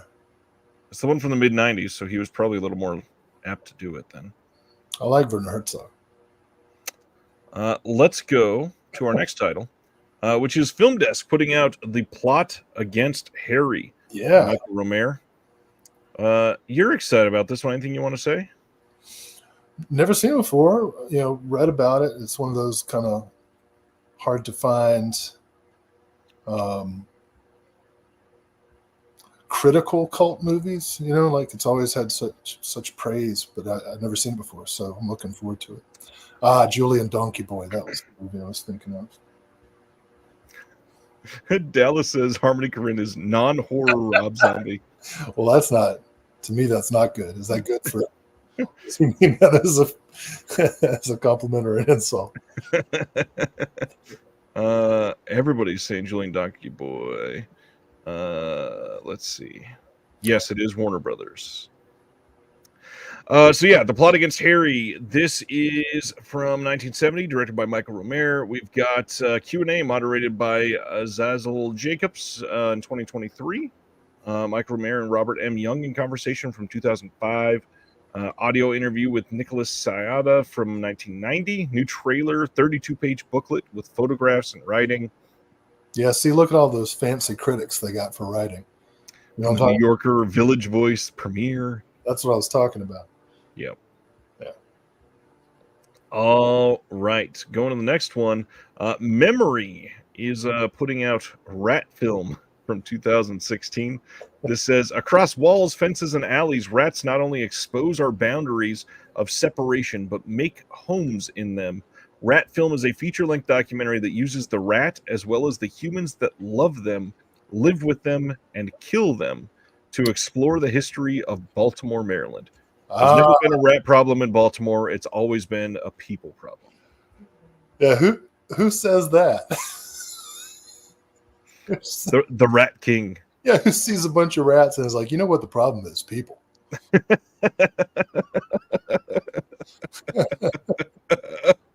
Who's going in there? You know what? We need to do this from the rat's perspective. See, this is when the woke agenda goes too far for me. You know what? And you know whose fault this is? Pixar. Pixar raised an entire generation of kids to think it was okay to have rats near their food. Oh, man. There's a straight line from Ratatouille to this documentary. I stand firmly against it. Craig says it's a pretty good documentary. Well, I looked at the documentary, but this rat-centric attitude, this rat-first... This is going to have a trailer, deleted scenes, bonus content, and a Q&A with the director and composer. You know what I like? It's The Secret of Nim. Those are some cool ones. It's a good movie. Yeah. No, I'm definitely going to see this documentary. I'm intrigued. Canadian International is releasing Roadkill from 1989. This says, at loose ends with life in Toronto, Ramona is abruptly dispatched to the wilds of northern Ontario by her mercenary record promoter boss to retrieve the Children of Paradise, a wayward rock band that has disappeared mid-tour. There's only one problem. She doesn't know how to drive. Armed with only a Walkman and the clothes on her back, she embarks on a journey that quickly introduces her to a cavalcade of oddball characters, including a cab driver with ties to Elvis, a film director in search of a muse, a singer who's lost his voice, and an aspiring serial killer determined to make it big. With the help of his motley crew, Ramona hopes to push beyond her limits and mount a rock and roll show for the ages. This is one of the defining films of the Toronto New Wave, and you've got a lot of people in this, including the Ramones, Cowboy Junkies, Nash the Slash, Children of Paradise, and more. New commentary with Paul Karup of Conexploitation.com and Jason Pachonsky. There's an archival commentary on this. Rebel Cinema, a new interview with McKellar on this, new interview with Valerie Bugeiser, A new interview with Brunton. There is a new interview with the cinematographer. Career-spanning interview with Bruce McDonald from 2018. And then a making of doc from 2006 with a booklet. With a new interview with former TIFF senior programmer Steve Gravestock. This feels like a Will movie. I love Pontypool by Bruce McDonald. I really hope Canadian International's got that soon. But I got to tell you, a lot of people don't know this, but Joey Ramone's time in Canada was pivotal for the development of the Ramones. Until Joey went to Canada, the song just went, oh, let's go. That's funny. I thought so. I was trying not to lose water out of my nose. Dallas says, no Imagine Dragons, pass. Just, did the audience get that? Probably not. They added the A. Hey, oh, let's go. I love how much you make yourself laugh. The slip on this one is gone.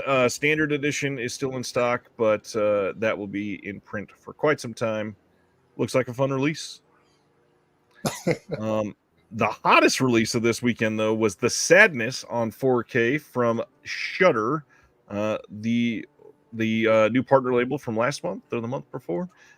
This is one that has been on 4K previously in Germany, but this is the first HD release of this in the States. And this is a great movie. There's a brand new feature audio commentary with the director on this and the composers. There's archival commentary on this as well. And then another feature audio commentary that's brand new with Simon Abrams. We've got 4 previously released featurettes, a new featurette called The Production, new visual essay by Sam Deegan, 2 exclusive short films to this, and then a booklet with new writing by Brandon Strusing, as well as exclusive storyboards and a gore guide. Not only did the slip and box sell out on this, but then the standard sold out, and just today they restocked with more than 1,000 in stock, and it's still selling very, very well. Wow. Yeah, I want to see. I think I'm going to stream it first, just to. Did you ever see this one? You haven't seen it yet? Not yet. So this movie is pretty damn great. This is, for some reason, like one of the more sadistic films that I've actually walked away going, I think I enjoyed that. I don't know why. It's just, it feels differently than some of the others. It's good. I hope people check it out. Ryan from the New World Pictures podcast said, I just had the Rock and Roll High School director on a Roger Corman tribute episode. Oh, wow. They have another interview coming soon all about Rock and Roll High School. And of course, that's Alan Arkush. Man, that video that I watched from Ryan was great. I really hope people are checking out the New World Picture podcast, especially right after Corman's passing. Next up from OCN is another one from Film Movement called Shanghai Triad. Again, I believe this disc was released by them previously, and this is just hey, here's a slipcover release. It was? Yeah. Okay. So this one, it's the exact same disc, and then we got a booklet with a new essay by film critic and lecturer John Barra. There's a Trouble in Shanghai visual essay by Grady Hendrix on that disc as well. Some things I do recall, and I do recall that I have their earlier release of Shanghai Triad. This is a big one because it's Zhang Yimou, and the imprint box set collaborations had this in that box set as well. So just more eyes on good cinema that's been hard to find. Yeah. Next up, 6 in Paris from Icarus Films, which is the brand new partner label to OCN this month. This is from 1965. Any thoughts on this, Will? Oh, yeah. I mean, I'm less familiar with the less familiar directors, but obviously Chabrol and Godard and Romer make it worth our while. I honestly don't know the other 3 directors, so I'm going to have to check their work out. But yeah, this was the other title that I ordered on the day of the drop. I ordered 3 titles. We got 1965 interviews with Barbet Schroeder, Jean Rouch, and Eric Romer, originally aired on Swiss TV. Yeah, it should look good. I like the slipcover on this too. Mm-hmm. Looks very French 60s. Yeah.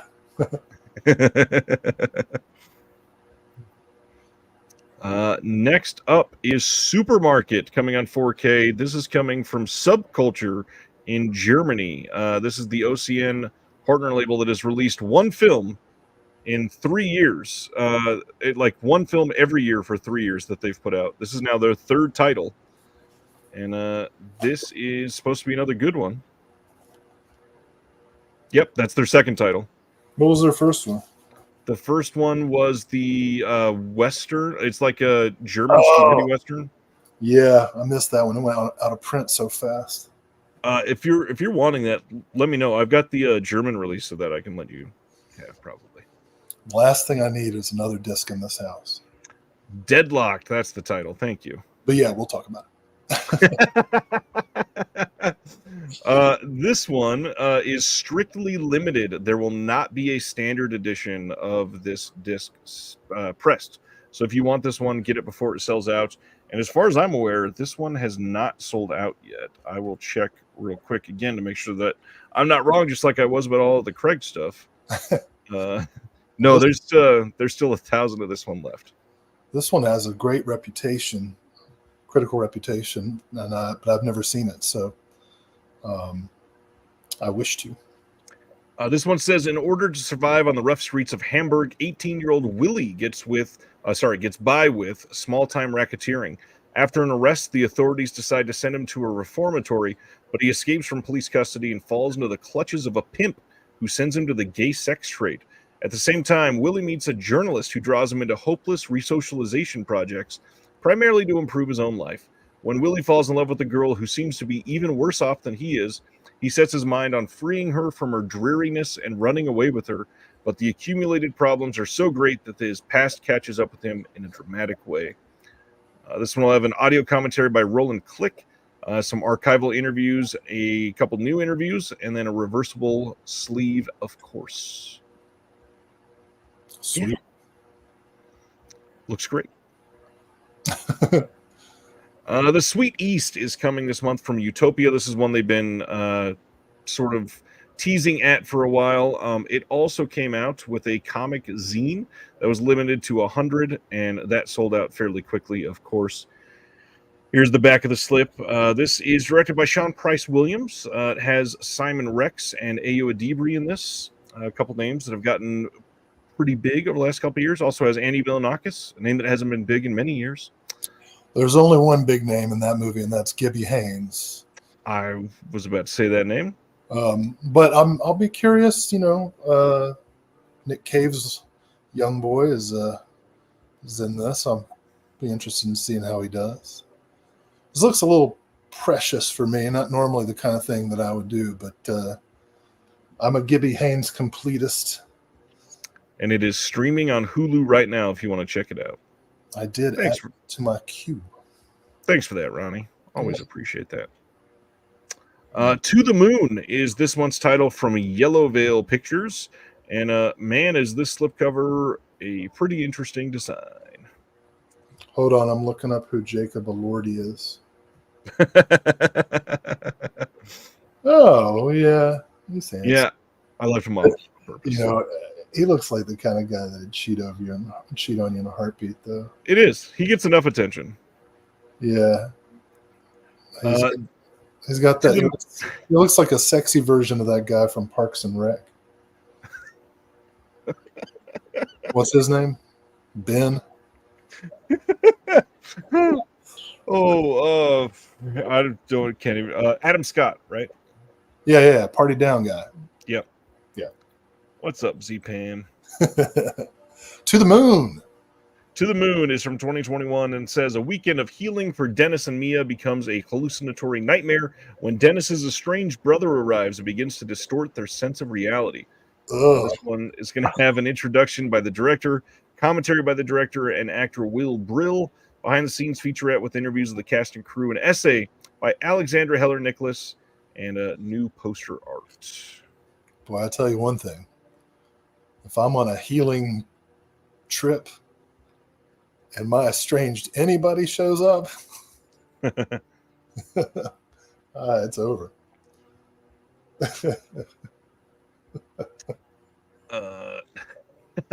Sumner says this sounds like what happens when Jeremy comes to visit. I agree, Craig. With that title, it should be that should be trademarked. Craig's comment. That's great. Oh man, everybody's making Jacob Elordi jokes now. The next title is from Decanalog, and they're putting out Tramps from 2022. There was an exclusive, come on, scroll over, 7-inch bundle that sold out very quickly with this, limited to only 60. Wow. And this says, we were the product. They were loud, they were dangerous, they were fabulous. Called Blitz Kids and Peacock Punks by a confused tabloid press, a new class of proudly out and ultra youths changed the face of London in the 1970s and 1980s. Faced with the repressive, traditional, and colorless UK, a group of misfits refashioned society in a more beautiful and strange image. From acclaimed documentarian Kevin Haig comes Tramps, the story of the kids that would come to be called the New Romantics, who used music, art, fashion, and film to create a revolutionary new London scene. With testimony from legendary personalities like Judy Blame, Princess Julia, Andrew Logan, John Maybury, and Michael Kostiff, among others, Tramps pieces together a history of the people responsible for turning London from a post-war ruin into a teeming site of creativity, love, and rebellion through style. Oh, that's fantastic. Yeah, I definitely want to see this. Love me some Boy George. This has an audio commentary. The director, moderated by Jay Cheel, extended interview with Andrew Chiskowski and Sue Carrington of the Roxy, extended interviews with Judy Blame. Under the Influence, an 8mm film directed by John Scarlett Davis, featuring an all-new music score by Kat Duma, and then an archival photo gallery. And yeah, this one sounds pretty great. Yeah, see, I agree with Stan Geezy. This Elordi kid looks like a scrawny kind of wimp, you know? Like, I'm not, you know. I hear you want to fight him or something? What? No, yeah, that's the thing. I don't want some, like, milk toast. You know. Plus, I don't think he's missing a lip. Oh man! Hey, I'm gonna go to the next one. That's a thin lip. You know, they don't fill in. They retract as you get older. You got to think about that. That's a thin lip right there. Oh boy! So Tramp is great. That's the kind of thing I can definitely get excited about. Dallas is lanky and emaciated equals hot. I did also apply to Gen X models, but Simner too. Simner says he's for people who think Timothy Chalamet need to eat a sandwich. Wow. Well, now which one is he? Is he the? He's the one from Wonka and Call Me by Your Name and everything. Say no more. I'm glad that Wonka was enough. Wonka was enough. We didn't need another Wonka. Still, we got 2 Wonkas. You know what's crazy? 3 Wonkas. Not to go off on a wild tangent, but the original Willy Wonka was made like super low budget, and it was not a great adaptation of the doll story. It wasn't. And then the Burton one came, and it got like this giant budget and was a pretty favorable adaptation. And people hated that one and loved the original. Yeah. That's it. Just, yeah. I think the Gene Wilder version actually dialed down how off-putting and creepy Roald Dahl books actually are. Right. And made them seem palatable when in fact they're quite unpleasant and mean. They really are, which is why it's the Burton one's a closer adaptation. Yeah. Closer doesn't necessarily appeal. I'm not saying better, and I'm not saying like it should be anything. It's just interesting that that didn't get more love and the original got all the love, when in a lot of these adaptation cases, people hate the ones that are further away from the original. Just an interesting thing to point out. I always think of them as completely different mediums, you know? Like Cronenberg's adaptation of Naked Lunch, that was perfect. You know? You're not adapting the literal words, you're adapting the feel and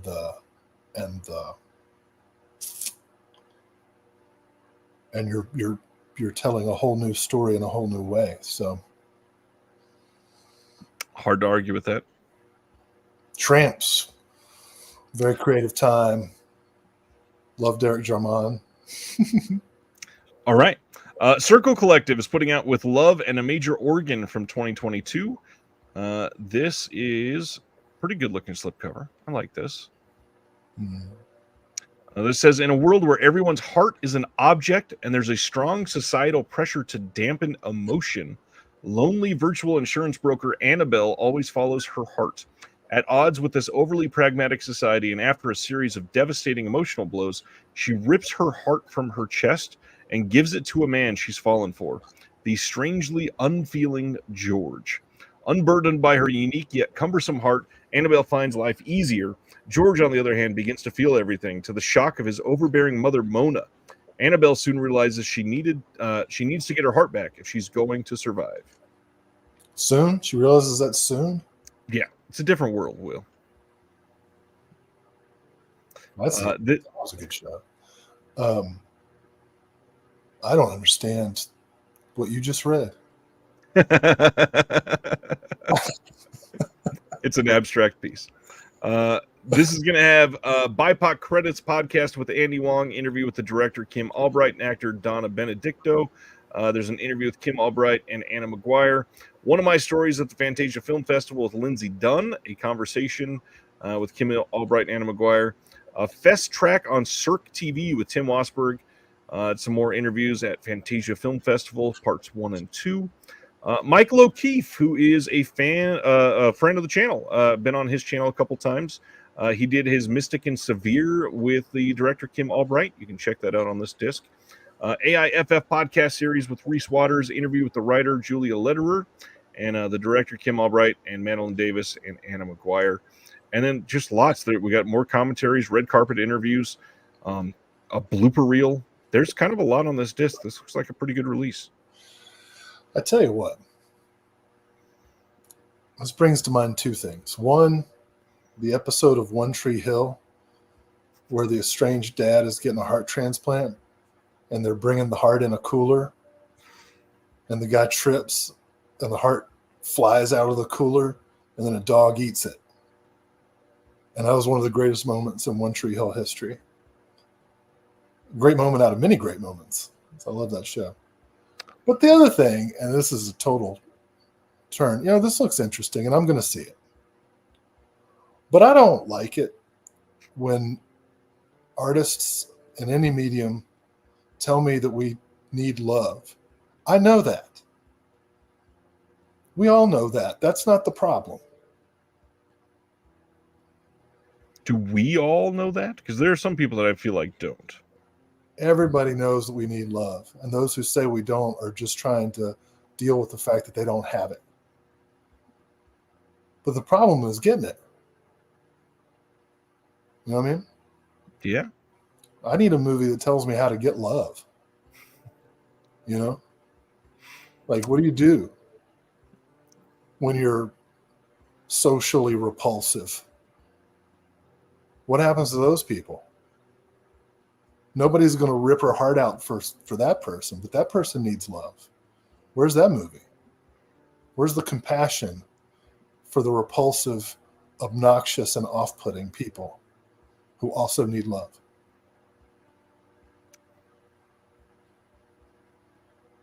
Do you need a hug, sir? I'm fine. I got all kinds of it.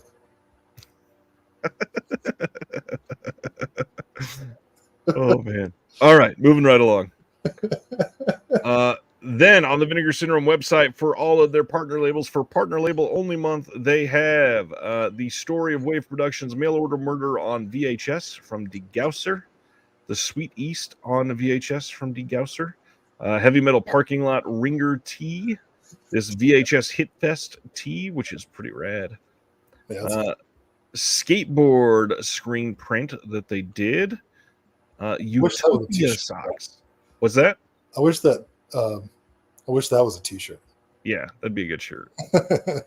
And then Utopia socks to keep adding to everybody's sock collection. Somebody in the chat, get Ryan some Utopia socks. They're one size fits all. It won't work. Oh, is that like okay? That's the big thing. One size fits all. That it maxes out at like size 11 or 12 for male sizes. That's false advertising. You can sue. I wish. It'd be funny if you bring down OCN because they lie about their over sock sizes. Oh man! Have a good night, Silent Mandible.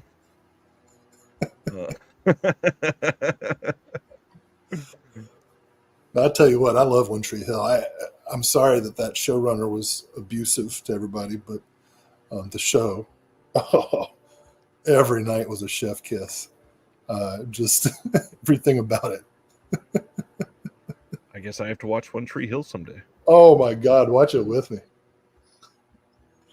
Let's do a One Tree Hill party when we get out to LA. You've never watched One Tree Hill till you watch it in LA.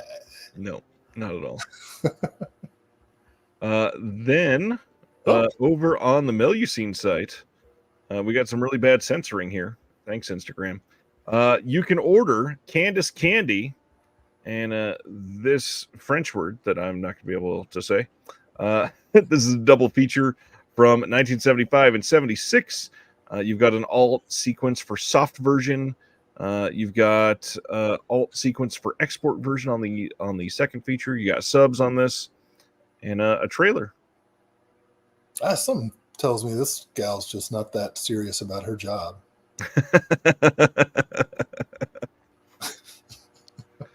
Oh man, so many fans of One Tree Hill in the chat tonight. I love it. This is a great show. If you're of the right age and watch One Tree Hill. Also on the Melusine site from the Command Cinema line, you got Heavy Load and Letcher from 1975 and 73. This is the second of the hardcore features from Chuck Vincent.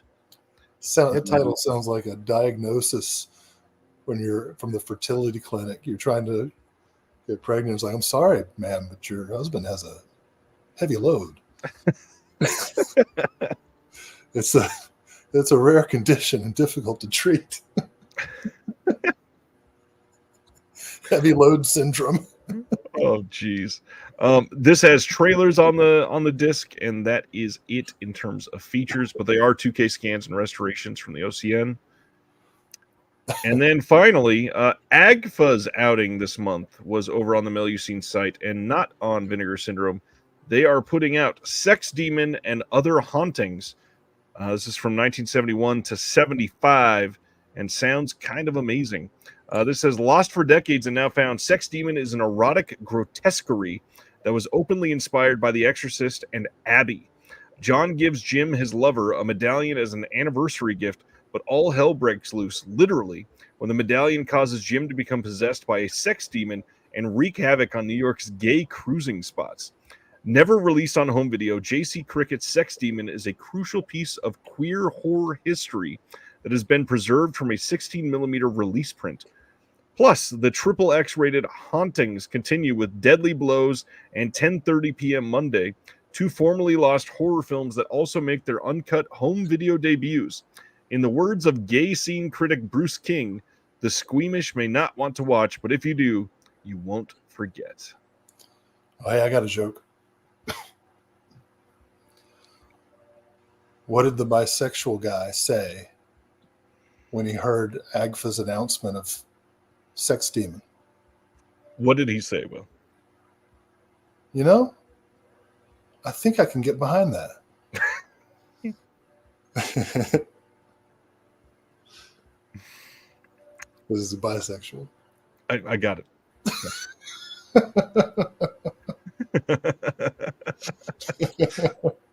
So this is going to be region free. We've got Sex Demon, which is 58 minutes preserved from a 16 millimeter theatrical print. Commentary by Elizabeth Purcell and KJ Shepard on that. Deadly Blows is 52 minutes preserved from a 16 millimeter theatrical print. We had a partial commentary by Elizabeth Purcell. 10:30 p.m. Monday is a 60-minute film preserved from a 16 millimeter theatrical print. We got a partial commentary by Elizabeth Purcell on there, and then we got trailers from AGFA's Video Vault. This seems like an incredible release. Yeah, that's awesome. And again, like, so much credit goes. I'm glad to see AGFA doing it too, but I always appreciate, especially in the early days of Peakorama, the paying attention to queer adult movies. Gay cinema, yeah. In fact, it's been a while.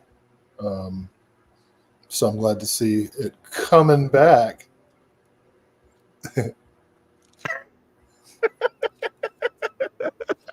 Will. Did you need the giggle after you said that? Coming on my back. Oh, God.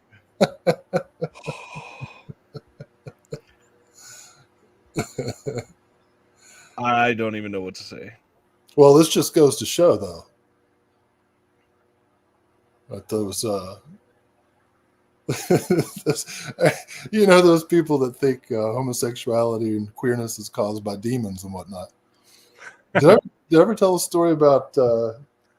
You didn't finish your thought. Okay. I ever tell a story about at this documentary film studio I worked at in Eastern Kentucky. There was a program that trained teenagers how to use the film equipment so they go out and make their own documentaries. And this was back in like early 2000s, right? Like 2002, 3, something like that. Maybe even earlier than that. Might have been late 90s. But they made a short documentary called Through Their Eyes, and it was about the lives of queer people living in the Appalachian region, where, of course, a lot of traditional religious views. And they interviewed this guy who was like, I want to say early 60s. And he was in his early 60s, and he was telling a story about how his church had held him down on the floor, right? Like they did like an exorcism. They put him down on the floor and he had to close his eyes while they prayed the gay out of him, right? And he's telling the story, and he says, and I closed my eyes and I listened to them, and I felt everything to feel, and it's going on and on. And they prayed and prayed and prayed. And when I opened my eyes, I saw the most beautiful man I'd ever seen.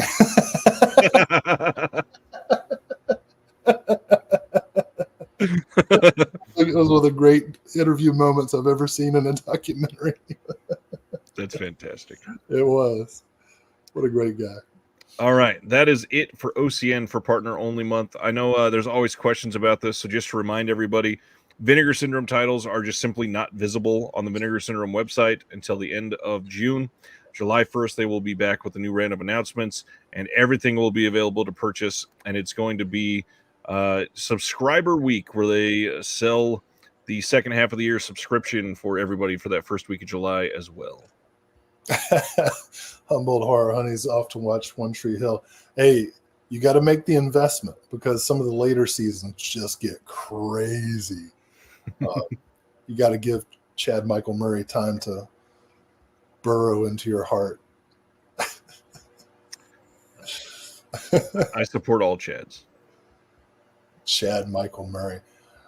That was from he was like late era 3 first name teen actor. Yep. Following in the footsteps of Jonathan Taylor Thomas and all those Zachary Ty Bryants and all those other psychopaths from Home Improvement. I think JTT turned out okay, though. Him and the mom are the only ones that escaped. Yeah, I think so. All right. Going to our next one. Rules of Engagement is coming on 4K from Kino Lorber at some point. This is with Tommy Lee Jones and Samuel L. Jackson, Guy Pearce, Ben Kingsley, Bruce Greenwood, Blair Underwood, Philip Baker Hall, directed by the one and only William Friedkin. I'm sure you've seen this one. Will, have you seen this? I've not. Oh, really? But I'm gonna. I didn't even realize that Friedkin had directed it. That was during a period where I just wasn't up on my Friedkin, I guess. How about that? Good for Sophia. But Tommy Lee and Sam Jackson in a war movie? Hell yeah. In a serious war movie with the rest of that cast, too? Yeah. This is a good movie. I'll take your word. I'm doing it. Let's see. Next is from Third Window Films in the UK on August 12th. We are getting Your Lovely Smile from 2022. This is a bittersweet, hilarious, enlightening, and inspirational road trip through Japanese art house cinemas with independent filmmaker Hirobumi Watanabe, who also struggles to release his own movies in real life. This delightful, minimalist, micro-budget dramedy ironically and truthfully depicts a sorrowful post-COVID situation in Japanese cinemas, the rapidly changing film culture, and the newly rediscovered habits of spectators. As an unyielding optimist, Hirobumi painstakingly and stubbornly strives to invent clever distribution methods while keeping on striving to make his movies. Oh, this looks cool. Looks cool. Sounds a little bit depressing. We got an interview with the director Lim Ka-wai. We've got an interview with film festival programmer Yoshi Yatabe, deleted and extended scenes, and a trailer. Third Window Films always puts a lot of love into their releases. I definitely want to check this out. Yeah. One Tree Hill, known well for low talker actresses. You know, Sophia Bush, low talker. Who's that woman that played Peyton? She's married to Negan. She's a low talker. What's her name? I never saw One Tree Hill, so I'm not sure. You don't know who's married to Negan? Nope. Negan wife. You just Googled Negan wife? Yeah. Did it work? Yeah. It did. Hillary Burton. I never would have got that name ever. Yeah. Oh, Ronnie got it. My sister went to summer school with her. Interesting. Mm-hmm. All right. Are you ready to do some shout? Oh, yeah. Shout announced that on August 20th, we are getting a 4K release of The Last Unicorn from 1982. Yes. This is going to have new 4K transfer and a new profile of Peter S. Beagle, but no other new special features. It's going to be this. The rest will be the same as their other Blu-ray release they did, except in 4K. This looks good to me. I don't have the earlier release, so I'll just go straight to this one. Nice. I think I'm still rocking the DVD of this. Next up, Poltergeist 2 getting the 4K treatment. This one does not have any new special features as far as I can see, and they are not working on any more as far as I can see. They just announced it with nothing new, and there it is. Can we go back to Last Unicorn? Because I had the same question that Craig has. What did Craig say? What do the arrows indicate? It is a double-sided poster. Oh. So you get both of that artwork. You know, I've talked about this before. Double-sided posters stress me out. Because the choice, like, do you rotate it? Then just give me 2 posters. Charge me an extra couple bucks. I get it. Who directed Poltergeist 2? Any controversy on that bullshit? Oh man, that made me laugh really hard. I don't even know who directed Poltergeist 2. Who did it? Damn right. What's it say? You don't know offhand. Poltergeist 3 is likely going to be coming on 4K eventually. If they're willing to do this one, I'm sure they'll do the third one.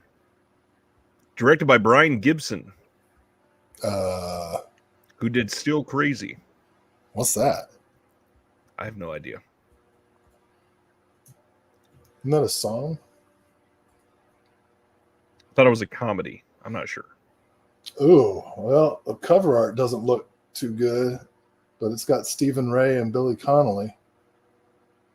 So I'm going to assume it's a British guy doing an American poltergeist. Interesting. After Poltergeist, we also got the Delta Force on 4K, getting another Norris 4K.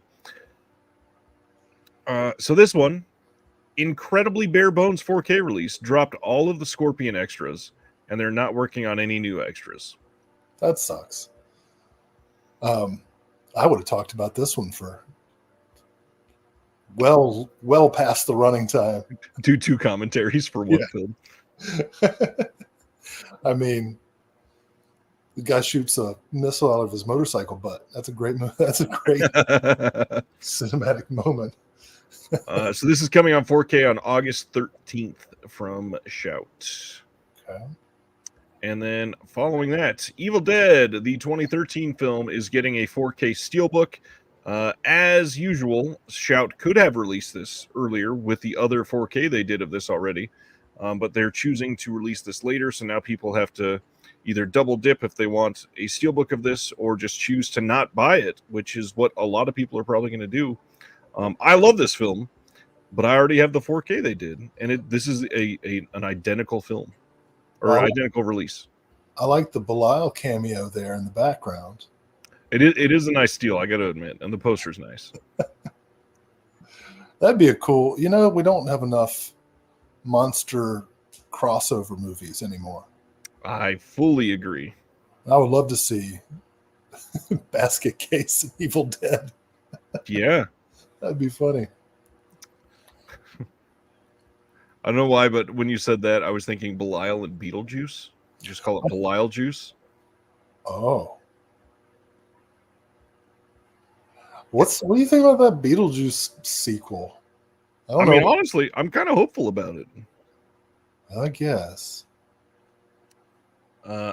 Ash wants to know, when is Trick or Treat 4K, Silent Scream 4K, Dust Devil 4K, and April Fool's Day 4K coming out?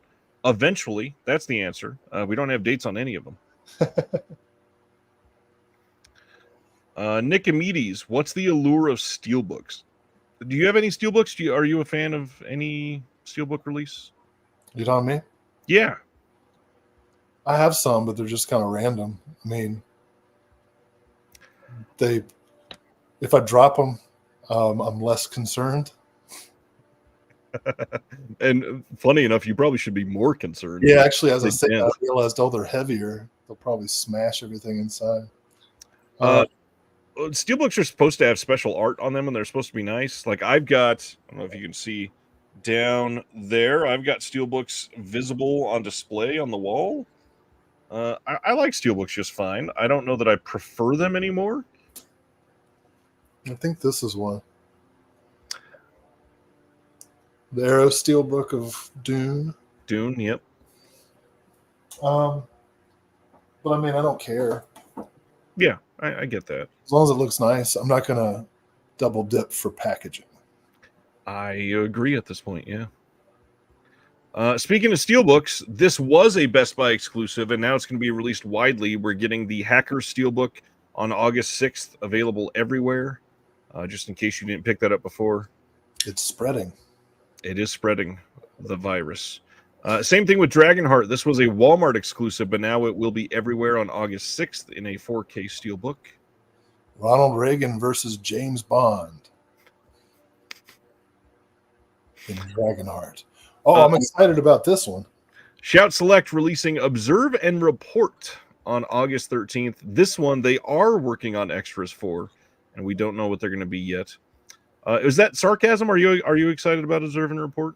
I really like this movie. This is a great movie. Yeah.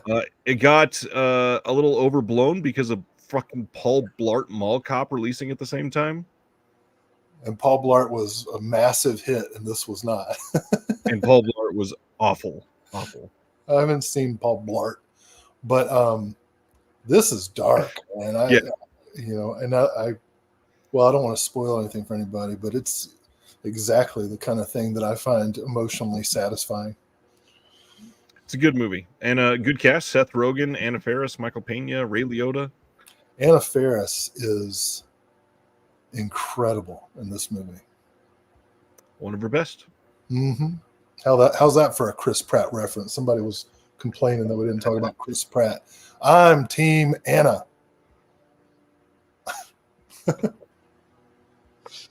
Moving on to the next. This is a big deal. August 20th. Shout Select has Death to Smoochie coming on Blu-ray for the first time in the world. They say extras in progress and will be announced later. Please do something decent for this film. Why is this a big deal?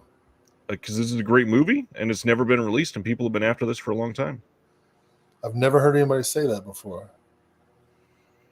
This and like The Birdcage and a couple others. This was like box office poison, wasn't it? Yeah, and now it's a cult classic. I don't know. It's true. I bet lots of people in the chat are going to want this one. This is the Robin Williams, Edward Norton, Danny DeVito joint. And Will doesn't care one bit. I guess. Let's talk about Pee-wee's Playhouse then. Shout just got the rights back for this, and they are re-releasing their complete series of Pee-wee's Playhouse. And now this is where this gets a little controversial, and I'm gonna not be attacking Shout too much tonight. But speaking of pretty shitty behavior from a label, Shout knew that they were announcing this last week, but about 10 days ago, Shout started selling Pee-wee's Playhouse on eBay from their official Shout Studios account. That is actually kind of shitty. For $150 in the old cardboard box case that it came in. And now you can buy it from them directly, brand new, for $80 without the cardboard sleeve. That's and they knew they were about to do that. That's subterfuge right there. That is so ridiculous that they would do that. That's ethically dubious. Dubious? Dubious. I don't know that it's dubious. Well, I mean, if they had ethics, they would have been like first edition blowout and sold it cheaper. Right. Yeah, that's what I would have done because I have ethics. So this is the thing. They're selling just the box set of Pee-wee's Playhouse now for $80, or you can get this bundle here with everything you see here, of course, which is the complete series 8-disc set retro trading cards fun pack with five retro trading cards, a Pee-wee's Playhouse 4x3-inch magic screen lenticular card, retro prism stickers, and then a Gutter Garbs and Shout Factory exclusive enamel pin set. The box set is $80. How much do you think this whole package is, Will? An unethical amount. Just guess. The box set is $80. How much is everything together? I'm going to go with $239. Fairly close. $180. Oh, that was my first thought, but then I was like, no, they'd probably charge more. $180 for 3 stickers, 5 cards, a magnet sheet, and 5 pins. You don't even get a prism? They should go to Prism. I tell you, though, I we agree about the ethics thing, but do you know what ethics gets you? Self-satisfaction, but also debt, home insecurity, and career dead ends. Yes. That's what ethics gets you. On top of that, Ryan from New World says, now I'm curious what kind of morally dubious actions they take with Corman's back catalog now that Corman's gone. Charging $36 with no special features, that's one thing. Plus shipping. Plus shipping. On top of all that, I don't know if we should spoil this or anything like that, but there is a copyright that just showed up that makes it appear as if Shout has a Bava box set coming. What? So we have that to come in our future, potentially. They're also doing Bill and Ted's Most Triumphant Trilogy with all 3 of the Bill and Ted films on 4K. We've got commentaries on all of them. We've got Dolby Vision on all of them, 4K scan of all of them, and a bunch of special features that we had previously. But this is the first time that Bill and Ted's Bogus Journey has been on 4K or Blu-ray by itself, because they're also doing it by itself. They're also doing the new one, Bill and Ted Face the Music, by itself as well. How do you feel about Bill and Ted? We've never talked about Bill and Ted. So, unless I'm missing something, this one's ethically okay, right? Oh, not only that, they made a good choice for the first time. Right, because they only had the first one on 4K. Now it's all 3 on 4K in a box. Yes. I recall really liking the first one when I was a kid, and the second one I mostly liked as a kid because it had Faith No More in it. I need to see them again. I haven't seen the third one yet. So. I don't think I've seen the third one yet either. It was on Hulu. It was like a Hulu exclusive. Speaking of exclusives, we've got 2 Amazon exclusives to talk about coming on July 30th from Tribeca Films. First one is Mary Heilman. New York-based artist Mary Heilman is one of the most influential American abstract painters of her time. Heilman's work has been exhibited throughout the world in museums such as the Whitney, Dia Beacon, and MoMA. This documentary offers a visually immersive journey through her life using rare archival material and in-studio footage to explore the artist's mind and practice. Okay. Sounds like a bunch of shit that I don't understand, but I would try to. Also on July 30th, one that is probably more up your alley, we get Nude Tuesday from 2022. In an effort to rekindle the spark in their troubled marriage, Laura and Bruno head to a couples retreat run by relationship and sexual healing guru Bjorg. Plagued by miscommunication, Nude Tuesday is an utterly singular excursion into naturism and self-discovery. Both of those are Amazon exclusives. Too bad it's not Bjork. That would be interesting. It's true. You know what I actually liked? They're going to hammer me in the comments and in the life. Yes. Couples retreat. The Vince Vaughn. Yeah. I thought it was really funny. That's it. I like that.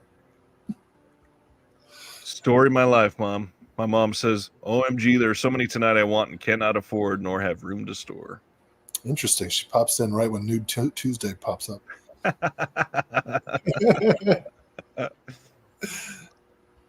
Next up is launch of Aaron West and Jill Blake's Cine Journeys. So this is a friend of the show, Aaron West and Jill Blake. They are doing a brand new film journey excursion together. Basically, they were doing the Criterion Now podcast, which was founded in 2017. And they decided to create Cine Journeys after seeing changes in the online film communities and social media that were super negative. They wanted more engagement in the form of thoughtful discussion and camaraderie, but realized that what they wanted did not exist. So they set forth on building it. So this is a site you can go to and go on journeys with them. A journey is best described as an exploration into a film, genre, director, actor, or era. Each journey is led by a guide who will provide insights and commentary on the chosen topic while facilitating discussion with those who have registered for that journey. There is a page that you can register for specific journeys and check it out. There is a membership fee for doing all of the journeys at once, or you can just do a basic free membership and you can get as much as you put into it. And yeah, there's a lot of work they did into this, but they're also bringing back the Criterion Now podcast, which is going to make a lot of people excited. Check it out. Also, little secret, they're going to be on the channel here soon doing an interview about Cine Journey. So you got more coming about that. Like I said, Bill and Ted Face the Music. This is also getting a standalone 4K release. And then Barnes & Noble is hosting 2 different sales right now. One on AMC and Shudder titles, and one on Kino Lorber titles. And the big thing is the Kino Lorber titles are for brand new current titles. So check that out. Yeah, there's a lot that you might want to take a peek at, especially on the Shudder side. They were like shockingly cheap, like $10 or $11 for lots of the Blu-rays. I think another online behemoth is doing some price matching or undercutting as well. It's true. They are price matching, yes. Because I just ordered High Noon 4K. My mom wanted to clarify she typed slowly, and she was trying to say that when Bill and Ted was on the screen. That's way sexier. Keanu, man. Woo. Speaking of sexy, A24 putting out a 4K and Blu-ray release of Love Lies Bleeding from this year, the excellent movie from Rose Glass. This is getting the A24 site exclusive release. This is going to have a filmmaker commentary with Rose Glass and the co-writer Veronica Tofilska. In the Land of Guns and Muscles featurette, sex, steroids, and codependency featurette, a behind-the-scenes photography by Beth Garabant, Anna Kouris, and Grace Pickering. You can check this out now, and it's surprisingly fairly priced. I know a lot of people do not love it shopping A24 because they're usually super overpriced. The 4K for this is $35, which is right in line with every other boutique. Yeah, this is a great movie. Those stills look like an Orville Peck music video. It kind of feels like it in some scenes. I haven't seen it, but I did watch Kristen Stewart day drinking with Seth Meyers a couple months. It was pretty good. Respect. Yeah, I think many people would like this movie. I would say check it out if you are interested.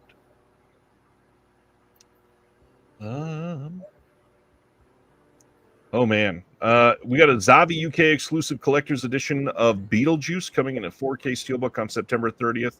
No new features, just a bunch of fancy packaging. 3 Prime Winona Ryder releases. Right? Prime Winona. Love. Man, lots of love for Love Lies Bleeding. Love that. Cool. Dallas says, if Orville Peck wrote an album inspired by 80s She-Hulk comics. I could hear that. Next up, another UK exclusive, Blazing Saddles 4K coming in this crazy over-the-top package. We don't have a release date on it, but you can pre-order it now. You've got the film in 4K steelbook with artwork to be confirmed, but it'll likely be pretty close to that. You got a rigid slipcase. You got all kinds of art cards and double-sided posters and all that crap. This will likely get a U.S. release, but what's crazy is Warner keeps giving these extravagant releases to their big titles in the UK, and then the U.S. gets like one cut of a film on 4K with no extras.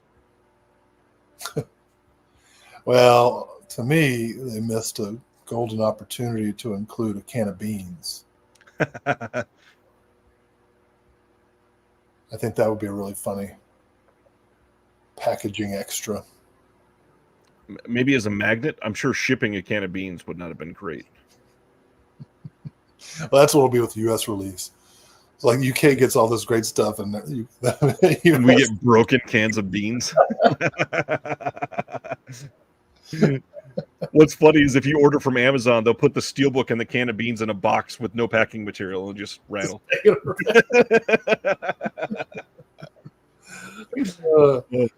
Yeah. I tell you, those Amazon packaging wizards. It's pretty bad. Well, I feel torn because I support unionization, but I also support putting the goddamn packing material in right. Right. What do I- Another one that we were worried about getting released just in about a week and a half, we got All of Us Strangers coming to Blu-ray in the UK from Disney themselves. This is going to have roots of the story, building Adam's World as extras, and will also come with a poster. This will be region free. I know there were a lot of people looking at this on Diabolic, and he says this is a region B disc. It is a region free release. All Disney Blu-rays are region free. And then on top of that, the Amazon listing shows that it's region free, and the back of the case shows that it's region free.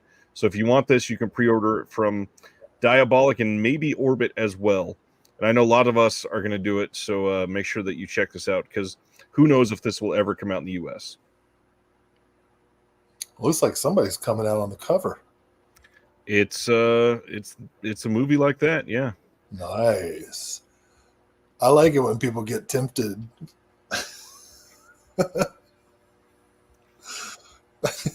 All right. Next up, Side Effects May Vary, the next J.R. Bookwalter film. You can pre-order the Blu-ray exclusively right now through Kickstarter. It is going to be a pressed Blu-ray through the Kickstarter. When it releases later through Tempe Digital, it'll only be a mod Blu-ray. This will also have an exclusive cut of the film, the 84-minute uncut theatrical version. Later on, it's going to be edited ever so slightly. So if you want the uncut version, check it out on their Kickstarter now. Are you a J.R. Bookwalter guy? What does that mean? Have you watched many of his films? I don't think so. But I just watched the interview he did for the Zombie Army, and I thought he seemed like a real interesting guy. Nice. I started following him on the Insta.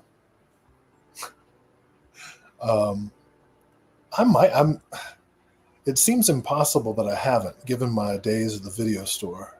Right. But I just don't know what it would have been.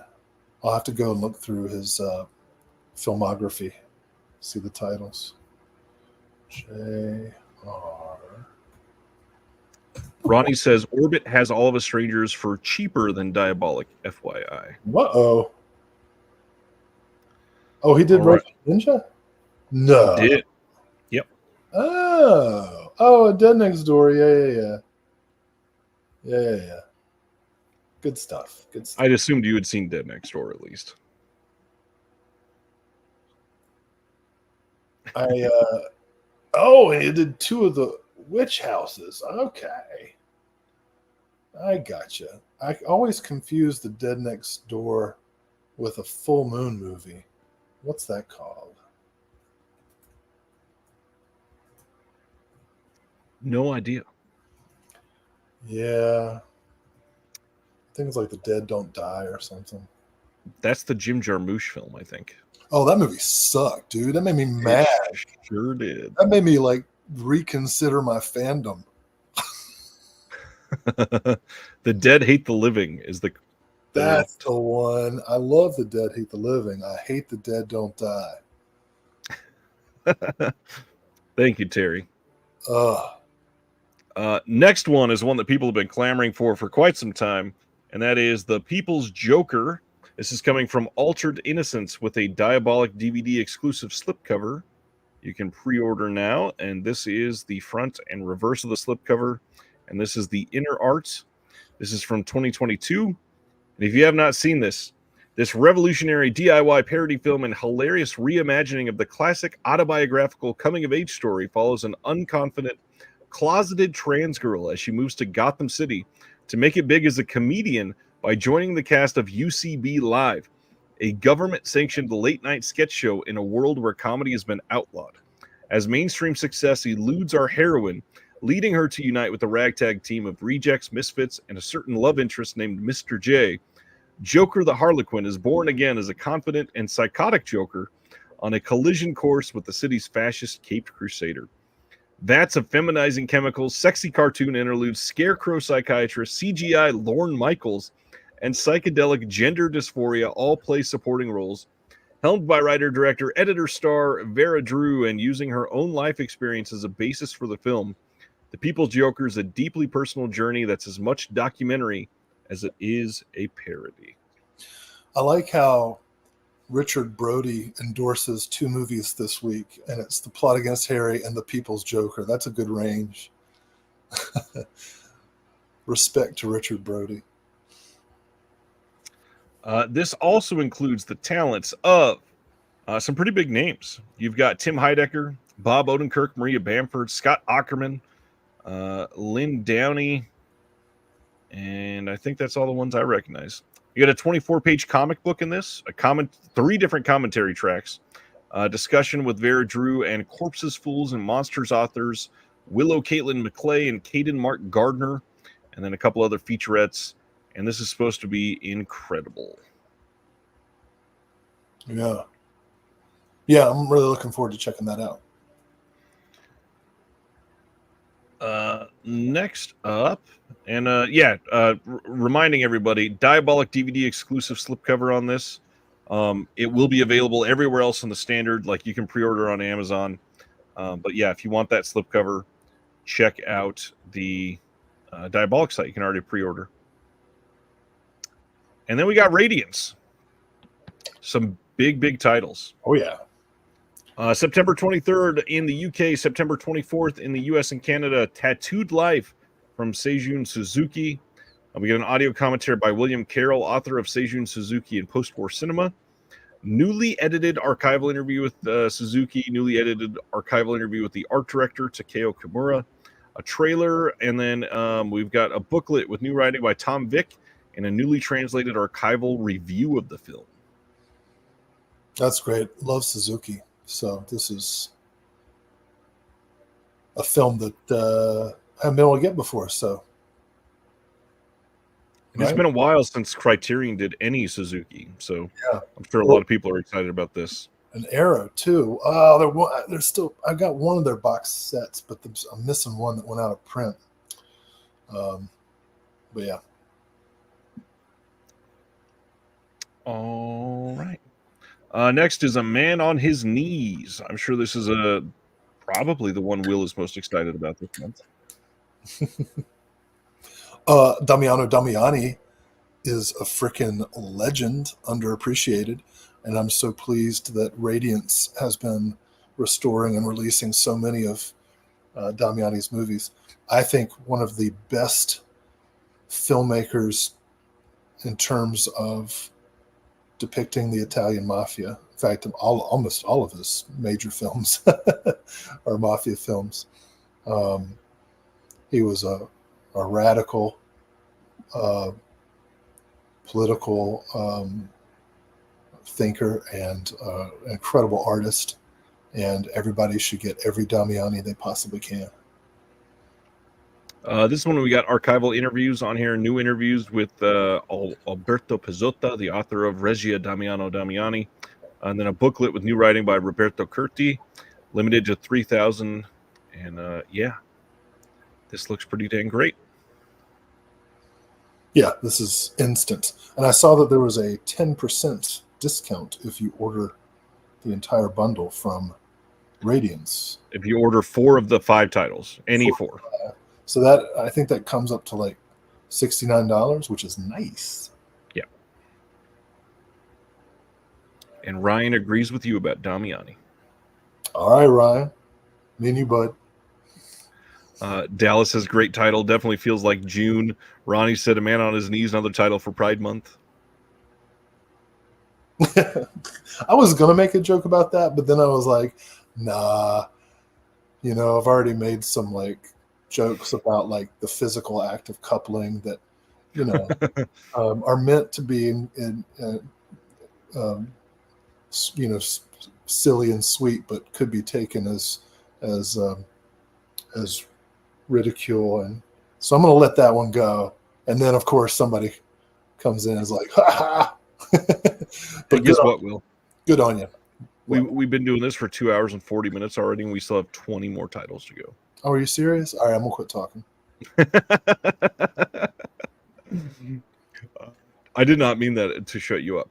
Next title is We Still Kill the Old Way from 1967. I love this cover. Yeah. Love the artwork on this. Well, it looks like they killed the old way by bothering the guy to death. Like, leave me alone. This is going to have a 2K restoration archival documentary with the interviews with a bunch of people in there. A few other interviews that are archival as well, and then a couple new ones. We got a booklet with new writing on the film by scholar David Wingrove. And again, this is a film by Elio Petri. Looks freaking great. Certainly does. Radiance has a problem that all the titles they put out look amazing, and I am poor. Now, this next one had an earlier release from, was it Kino? Shout. But that's out of print. I believe so. But this one is only coming in the UK. September 23rd on the Blu-ray in the UK, we get A Quiet Place in the Country by Elio Petri. And this movie, have you seen this one? Yeah. It's very good. I mean, Petri's great. Yeah.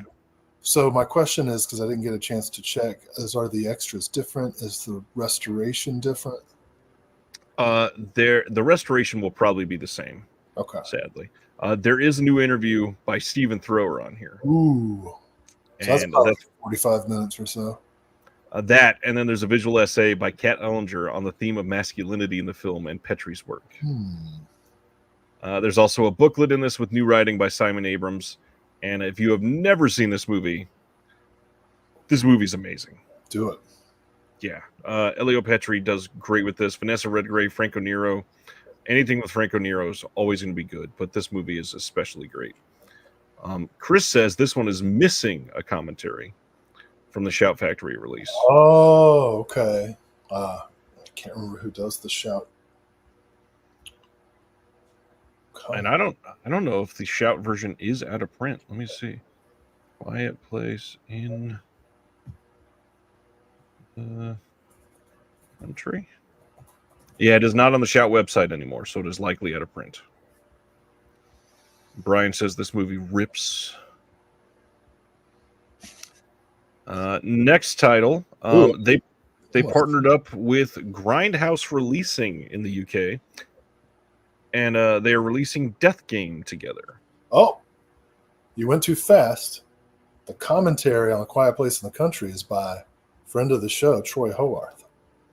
Nice. So if you have the Shout Factory, you might want to hold on to it. Very nice. Of course, if you want to sell it, it's going for about $56. Jeez. So yeah, Grindhouse Releasing partnered with Radiance to get their titles out in the UK. The first one is Death Game. As far as I can tell, there's not going to be anything new or exclusive to this. There's a 24-page full-color booklet with photos and liner notes, but other than that, the disc that they put out in the US is overloaded, just like all of the Grindhouse Releasing discs. They choose, alternate films to put on there. They put old cuts on there. They put trailers on there. They have Easter eggs galore on all of their discs. Grindhouse Releasing, they don't put out a whole lot, but when they do, you're getting hours and hours and hours of extra content. Deluxe. Dallas says, do we prefer Death Game or Knock Knock? I don't know that many people love Knock Knock. I think most people would choose Death Game, but I also think most people still haven't seen Death Game. I think it's a good double feature, frankly. Honestly, it works, and it has played that way a couple times. In fact, I think the New Bev even did Death Game and Knock Knock. Anyways, going to the next one, Whole Grain Pictures. This is the second title from this label. They are putting out Journey from the Fall from 2006 on Blu-ray on July 10th. If you go to the Media OCD site, you can get a store-exclusive slipcover. And this is a Vietnamese film. April 30th, 1975 marked the end of Vietnam's 2-decade-old civil war and the start of the exodus of hundreds of thousands of refugees. Despite his alliance to the toppled South Vietnamese government, Long Nguyen decides to remain in Vietnam. Imprisoned in a communist re-education camp, he urges his family to make the escape by boat without him. His wife Mai, son Lai, and mother Ba Noi then embark on the arduous ocean voyage in the hope of reaching the U.S. and freedom. Journey from the Fall premiered as an official selection of the 2006 Sundance Film Festival. Went on to win 16 international awards, and it is powerful and unforgettable. It's supposed to be great. This will also include the symphonic soundtrack CD for this. There's a making of, an alternate version, alternate ending, cast and crew commentary, some interviews, original trailer, and all kinds of other extras. And some AI Photoshop. Yeah, this cover's not good in any semblance of that word. Everything else sounds great. Yes, I agree. Going back to Shout Factory, a couple days after their announcements, they just randomly had a brand new Steelbook show up on Walmart as Walmart exclusives. Return of the Living Dead coming out in a 4K Steelbook on August 20th, and The Last Unicorn in a 4K Steelbook on August 20th as well. Both of those exclusive to Walmart, both the exact same release as the standard release. So you're not getting anything special on this except for the Steelbook. Now, I don't want to essentialize any category of people. Sure. But when I think of people who collect Steelbooks, I don't necessarily think of people who collect The Last Unicorn. Am I wrong on this? Is this a reductive? I think there are fans of all kinds of cinema that collect Steelbooks. I only ever see bros, man. That's because that's what titles mostly get released on Steelbook. But like all of the let's see, there's all kinds of animation titles, like all of the Pixar titles have been released on Steelbook at this point. I have not heard of this. Yeah, they're all right there. But movie bros love Pixar. That's a good point too. I don't know. D. Sibner got me. That's pretty good. That is good. Sibner says this is for bro knees. I hope to meet D. Sibner sometime. Lightbulb Films in the UK is releasing Hundreds of Beavers on Blu-ray on July 22nd. This is another one of those films that is just taking everything by storm. This is supposed to be amazing. The filmmaker is teasing a U.S. announcement coming next week, so keep your eyes peeled for that. I'm sure we will hear something then. Oh my God, this is where a dream starts out really exciting and then turns into a nightmare.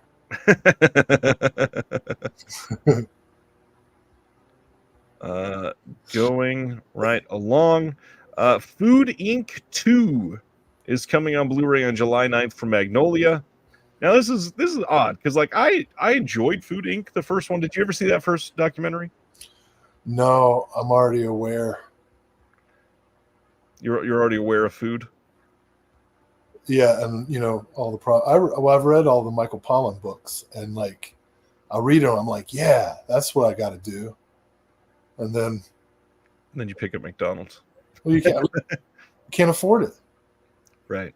So, you know, quit making documentaries and try to make some policy, guys. I just find it odd to go back to the well of a fairly popular documentary a long time later and live off of that name. Seems like an odd well to keep going back to. That's the problem with factory farming too. They keep going back to the same land until they've ruined it. Yep. Instead of turning the crops. I'm sure this is a very important and useful amount of information, but the people who need to know it aren't going to watch it. This is true. And the people who do watch it are going to be like, yeah, I know, right? I only shop on the edges of my grocery store. And they wear their canvas bags that take 17 years before they're freaking have a good impact, you know? So just this kind of stuff, just like, who's this for? You know? That's a good question. All right. This one's like, oh, look at all the sustainable farming and stuff. Yeah. Okay, great. You know, I'm not a farmer and I can't affect any farm policy. You know, can you, what are you doing to at the federal and state level to promote sustainable farming? Not a hell of a lot. So, is this documentary going to change things? Probably not. Another thing that won't, July 30th, we are getting a mod 4K release of Black Mass from Warner. It's got the archival features on there and nothing else. Another Johnny Depp title. I got so mad about something that I actually support. And I'm just indifferent to the Johnny Depp thing. Well, let's talk about a 4K title that a lot of people are more excited about. Can't Hardly Wait from 1998 coming to 4K on August 20th from Sony, which means it's going to look amazing. You've got this coming with Dolby Vision, and there are 11 newly uncovered alternate and deleted scenes coming on this disc for the first time ever.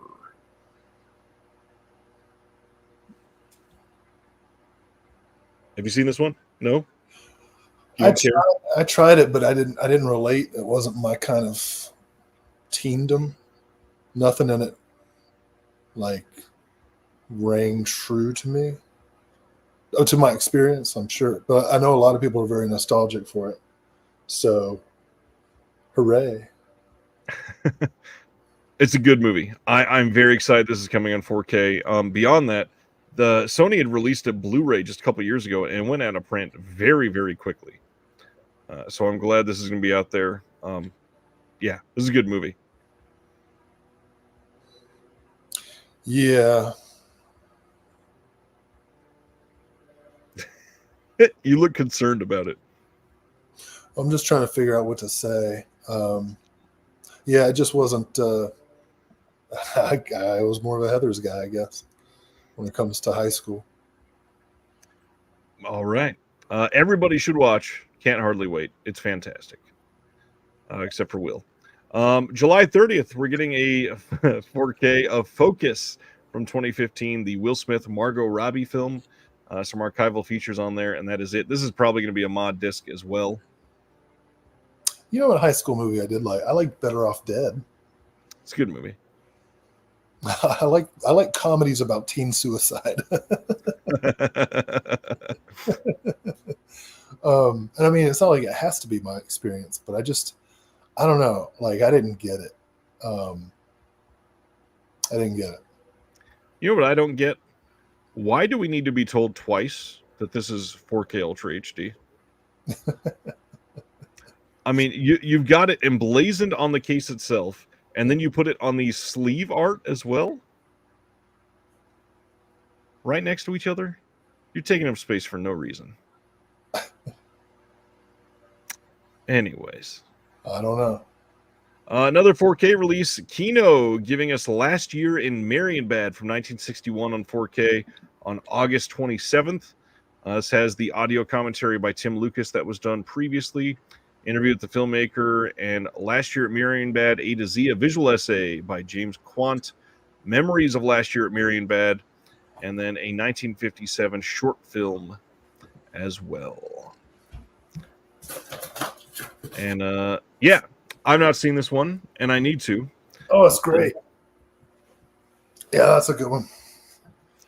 Alan Renee, fantastic. Last Year at Marienbad, one of his best films. And you know what? You want to know something funny? Is just as a little callback. Yes. I got my Better Off Dead here. Steelbook. That was an FYE exclusive for a couple of years. Are they still around? No, I don't. Well, I think they are, but the F only stands for Funko now. I actually get what you mean. I don't think it doesn't have like any special features.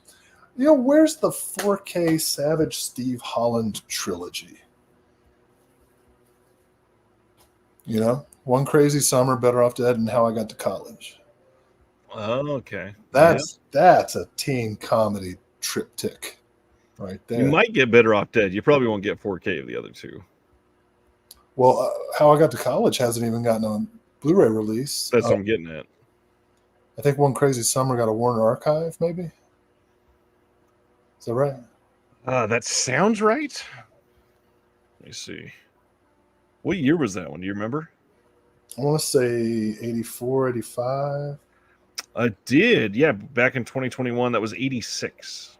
86. And it was Warner? It was Warner Archive, yes. Yeah, I remember some things. Uh, But I think How I Got to College is kind of underrated. It suffers from having no Cusack. yep. Everybody's all over it. Nice. My when my band broke up and I went solo, my rock and roll name was Charles DeMar. You can find me on a couple of comps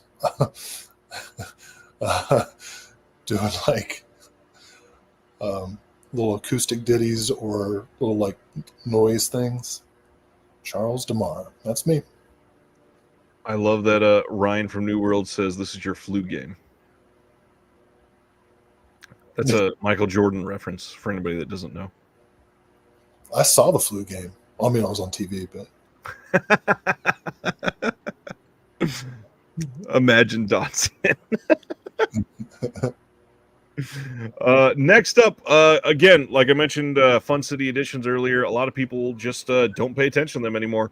August 8th, they are releasing Bad Company with Jeff Bridges, and this is going to be a great release. This says, this tale of friendship and survival set in the 1860s focuses on a roguish group of runaways living by their wits and instincts. Two of them are complementary opposites. Drew, played by Barry Brown, a good boy from God-fearing stock out west to evade the draft. Jake, by Jeff Bridges, a scruffy scoundrel. They encounter rebels and miscreants, and their journey makes them older and wiser beyond their years. Written by Robert Benton and David Newman, and directed by Benton himself. The slipcover for this is going to be limited, and it's exclusive to the Fun City website, so check it out. that's some good ass artwork right there, and a good ass movie. It is. You've got a double-sided wrap on this with the legacy artwork, new commentary by Walt Cha, who does a lot of the Deaf Crocodile titles. Booklet with a new essay by Margaret Barton Fumo. That's in the first pressing only. And yeah, should be a solid release. Beauteous. Have a good night, Dallas. Oh yeah, I'm fat in the middle of a fast too.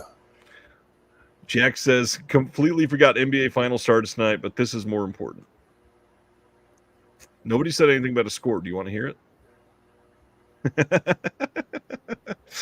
Hey, let's talk about some Mondo Macabro titles. Somebody's going to do it just to fuck with me. Please don't. Available for pre-order 2 weeks from today at 9 a.m. Pacific, 12 noon Eastern on Blu-ray.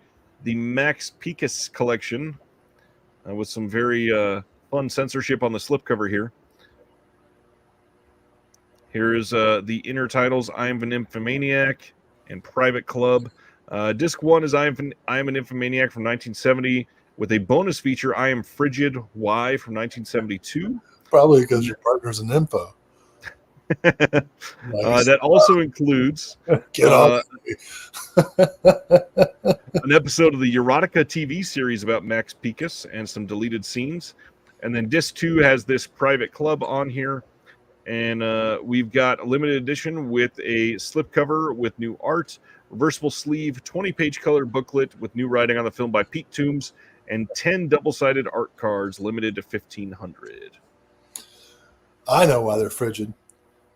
Because they're slaves to traditional patriarchal monogamy. They need to nympho it up. Or not, you know. They could also go boy sober. They can do whatever. Yeah. And then they are also releasing the Warrior collection on that same day. This is going to have the entire Warrior trilogy. God damn it. What? Somebody posted the goddamn game results. Where? I don't see it. Yeah, it's fine. Let's talk about the Warrior. This will have all 3 films. The Warrior was previously released by Mondo on DVD, but now it will have all 3 of the films. You've got a 2-disc set with a slipcover and a 20-page colored booklet with new writing by Pete Toombs. Again, limited to 1,500. Pre-order 2 weeks from today at noon Eastern. Yeah, that's exciting. I was just looking earlier at my Warrior DVD from Mondo Macabro and realizing that the other 2 hadn't come out. So this will be a good excuse to spend money I don't have.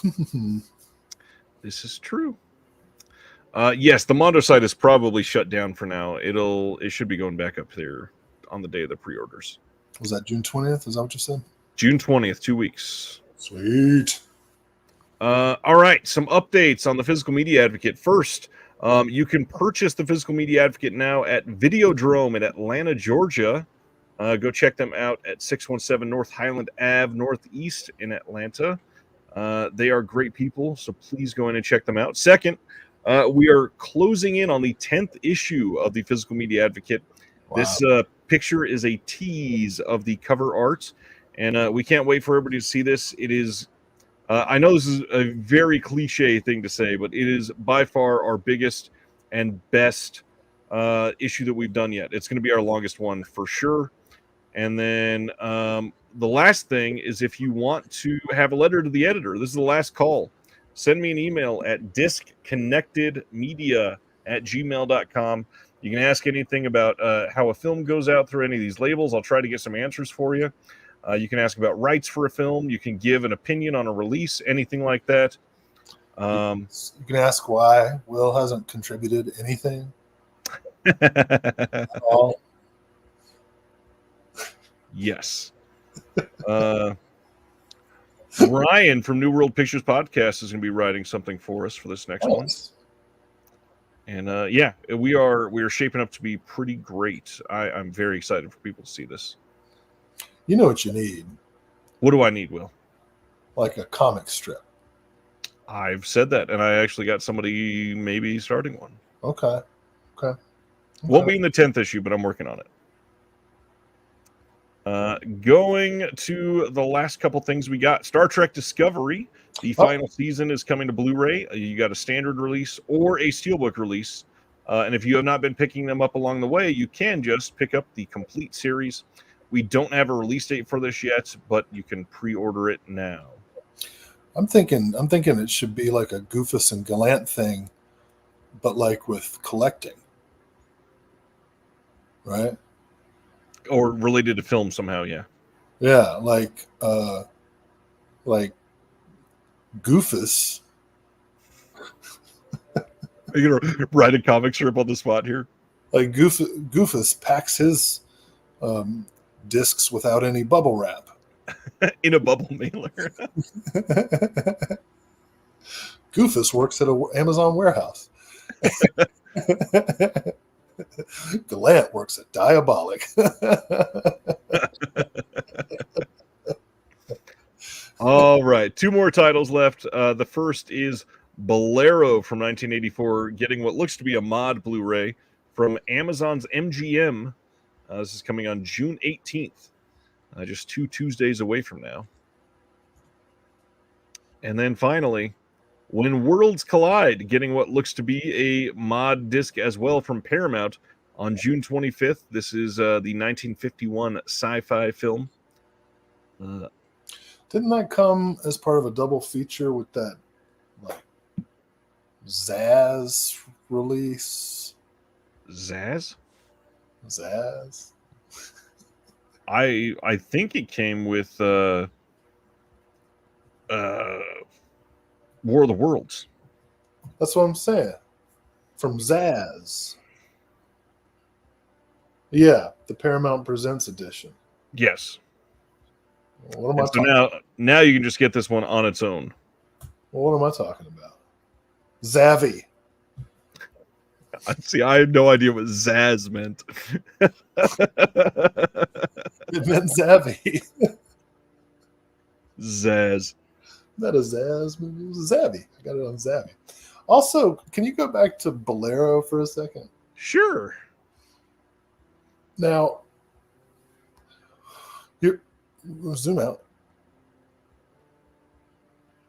So when you say an actor's name and then put in parentheses another movie they're in, you got Bo Derek, and they decide to go with 1989's Ghosts Can't Do It, which, fine, it's directed by John Derek and everything, but it's like a 1-star movie. And they're like, hey, what do we think people will know Bo Derek for? Oh man, Ghosts Can't Do It. Definitely. No, they're not going to put 10. Like what? Well, as Anthony says here, Bolero was previously put out by Shout with Ghost Can't Do It. So they are linked a little bit. Beyond that, Amazon likely owns the rights to Ghost Can't Do It, which is why they are, like, I don't know, kind of promoting their own title. Well, that's subterfuge. Yes. Have a good night, Brendan. Who owns 10? There's a Blu-ray, and it is by Warner Brothers. Okay. I see. It's out of print. Of course. But you can get it used on Amazon for $25. Well, on that note, that's it for this week. Let's talk about what's coming out next week. La Femme Nikita 4K Steelbook, Godzilla and Kong, The New Empire, Shrek Forever After 4K, Case of the Bloody Iris 4K, which a lot of us have already. Looks fantastic. Strongly recommend. Goodness. Species 2 4K from Shout, Mute Witness 4K, which is amazing. Immaculate finally getting its blue. South Park joining the Panderverse Blu-ray. The Valiant Ones 4K from Eureka. Corel from Criterion. Celestial Toymaker from BBC. Stop Motion getting a Blu-ray. The Bat Whispers, I believe that's from VCI. Remembering Gene Wilder from Kino. Queen's Ransom from Eureka. Last Kumite Steelbook. Homework from Unearthed. I still haven't seen anybody get that in yet. Warriors of Virtue from Sandpiper. The Animal Kingdom from Magnet. Winter People. Zebraman 2-pack. Nice. Dogman, the Luc Besson from last year, getting its release. Article 99. Zombie Christ. That cover. Blind War from Welgo coming out next week. Wow. Kill Her from Massacre Video. And that's it. What was in that last line at the bottom? Betrayed, The Mighty Quinn, Finding the Money. And My Love Story complete. Mighty Quinn looks cool. Class. That's a interesting 80s young adult movie. Very 80s with Rob Lowe there on the cover. Oh, yeah. Mute Witness, strong recommend. I know Will and I have already talked about Mute Witness once, but the movie's amazing. Immaculate as well. Same with the Case of the Bloody Iris. I lauded it last week, but that 4K looks astonishing. Strongly recommend. It's all this Godzilla Kong stuff. It's like 10 movies all of a sudden. Are they all the same movie? Yes. What's the difference? The bottom left is a steelbook. Oh. Oh.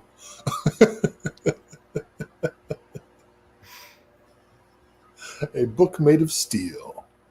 That reminds me, I don't remember if I said this on the show or in the Discord. Godzilla -1. I don't know that I said it on the show, so I do want to say again. I have heard from somebody that works with Toho that the reason we don't have a physical Godzilla -1 in the U.S. is because Toho has a deal where they cannot have Toho items come out on physical media within a year of one of the U.S. Godzilla films. And so we just got Kong and Godzilla again. So it will be up to a full year after that until we see a U.S. one, supposedly. I didn't see the contract. That's just what I was told. But that's a long time. Now it's on Netflix, obviously, and everybody's watching it. But Release date unknown. Ruby, Ruby, Ruby, Ruby Toho. Huh?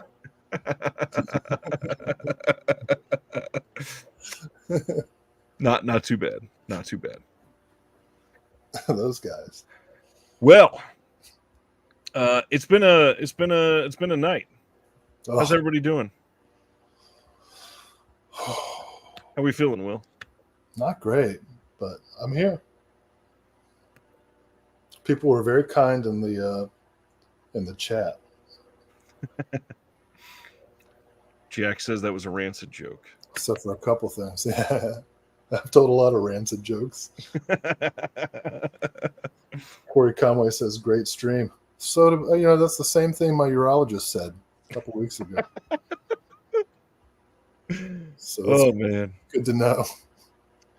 Well, we got a lot of stuff that we can't wait to share with everybody in due time. Those will be revealed soon.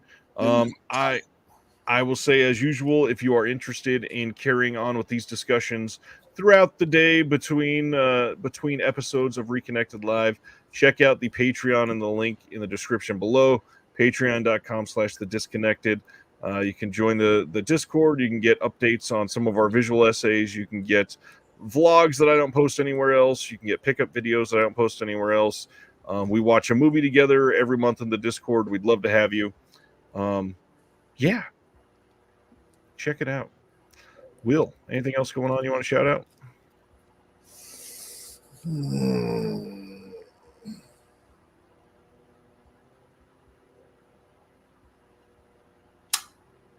I don't know. I have some stories, but it seems like it's a little late to start telling them. But a lot of shit went down in May. Maybe I'll wait for the July show. Maybe you'll feel better for that one. Physically? Hopefully. Or existentially? Probably not that one. Yeah. Ryan says, I think Will froze for a second. Thank you, everybody, for watching. We will see you in July. Got lots to do behind the scenes. We can't wait to share it with you. Have a good one. See you next month. We'll feel better. We all love you. Aww. And now I cut you off. Have a good one. Thank you for watching The Disconnected. On the way out, make sure that you are subscribed to the channel, that you've liked the video, and that you've copied the link to be able to share with someone else that may appreciate this.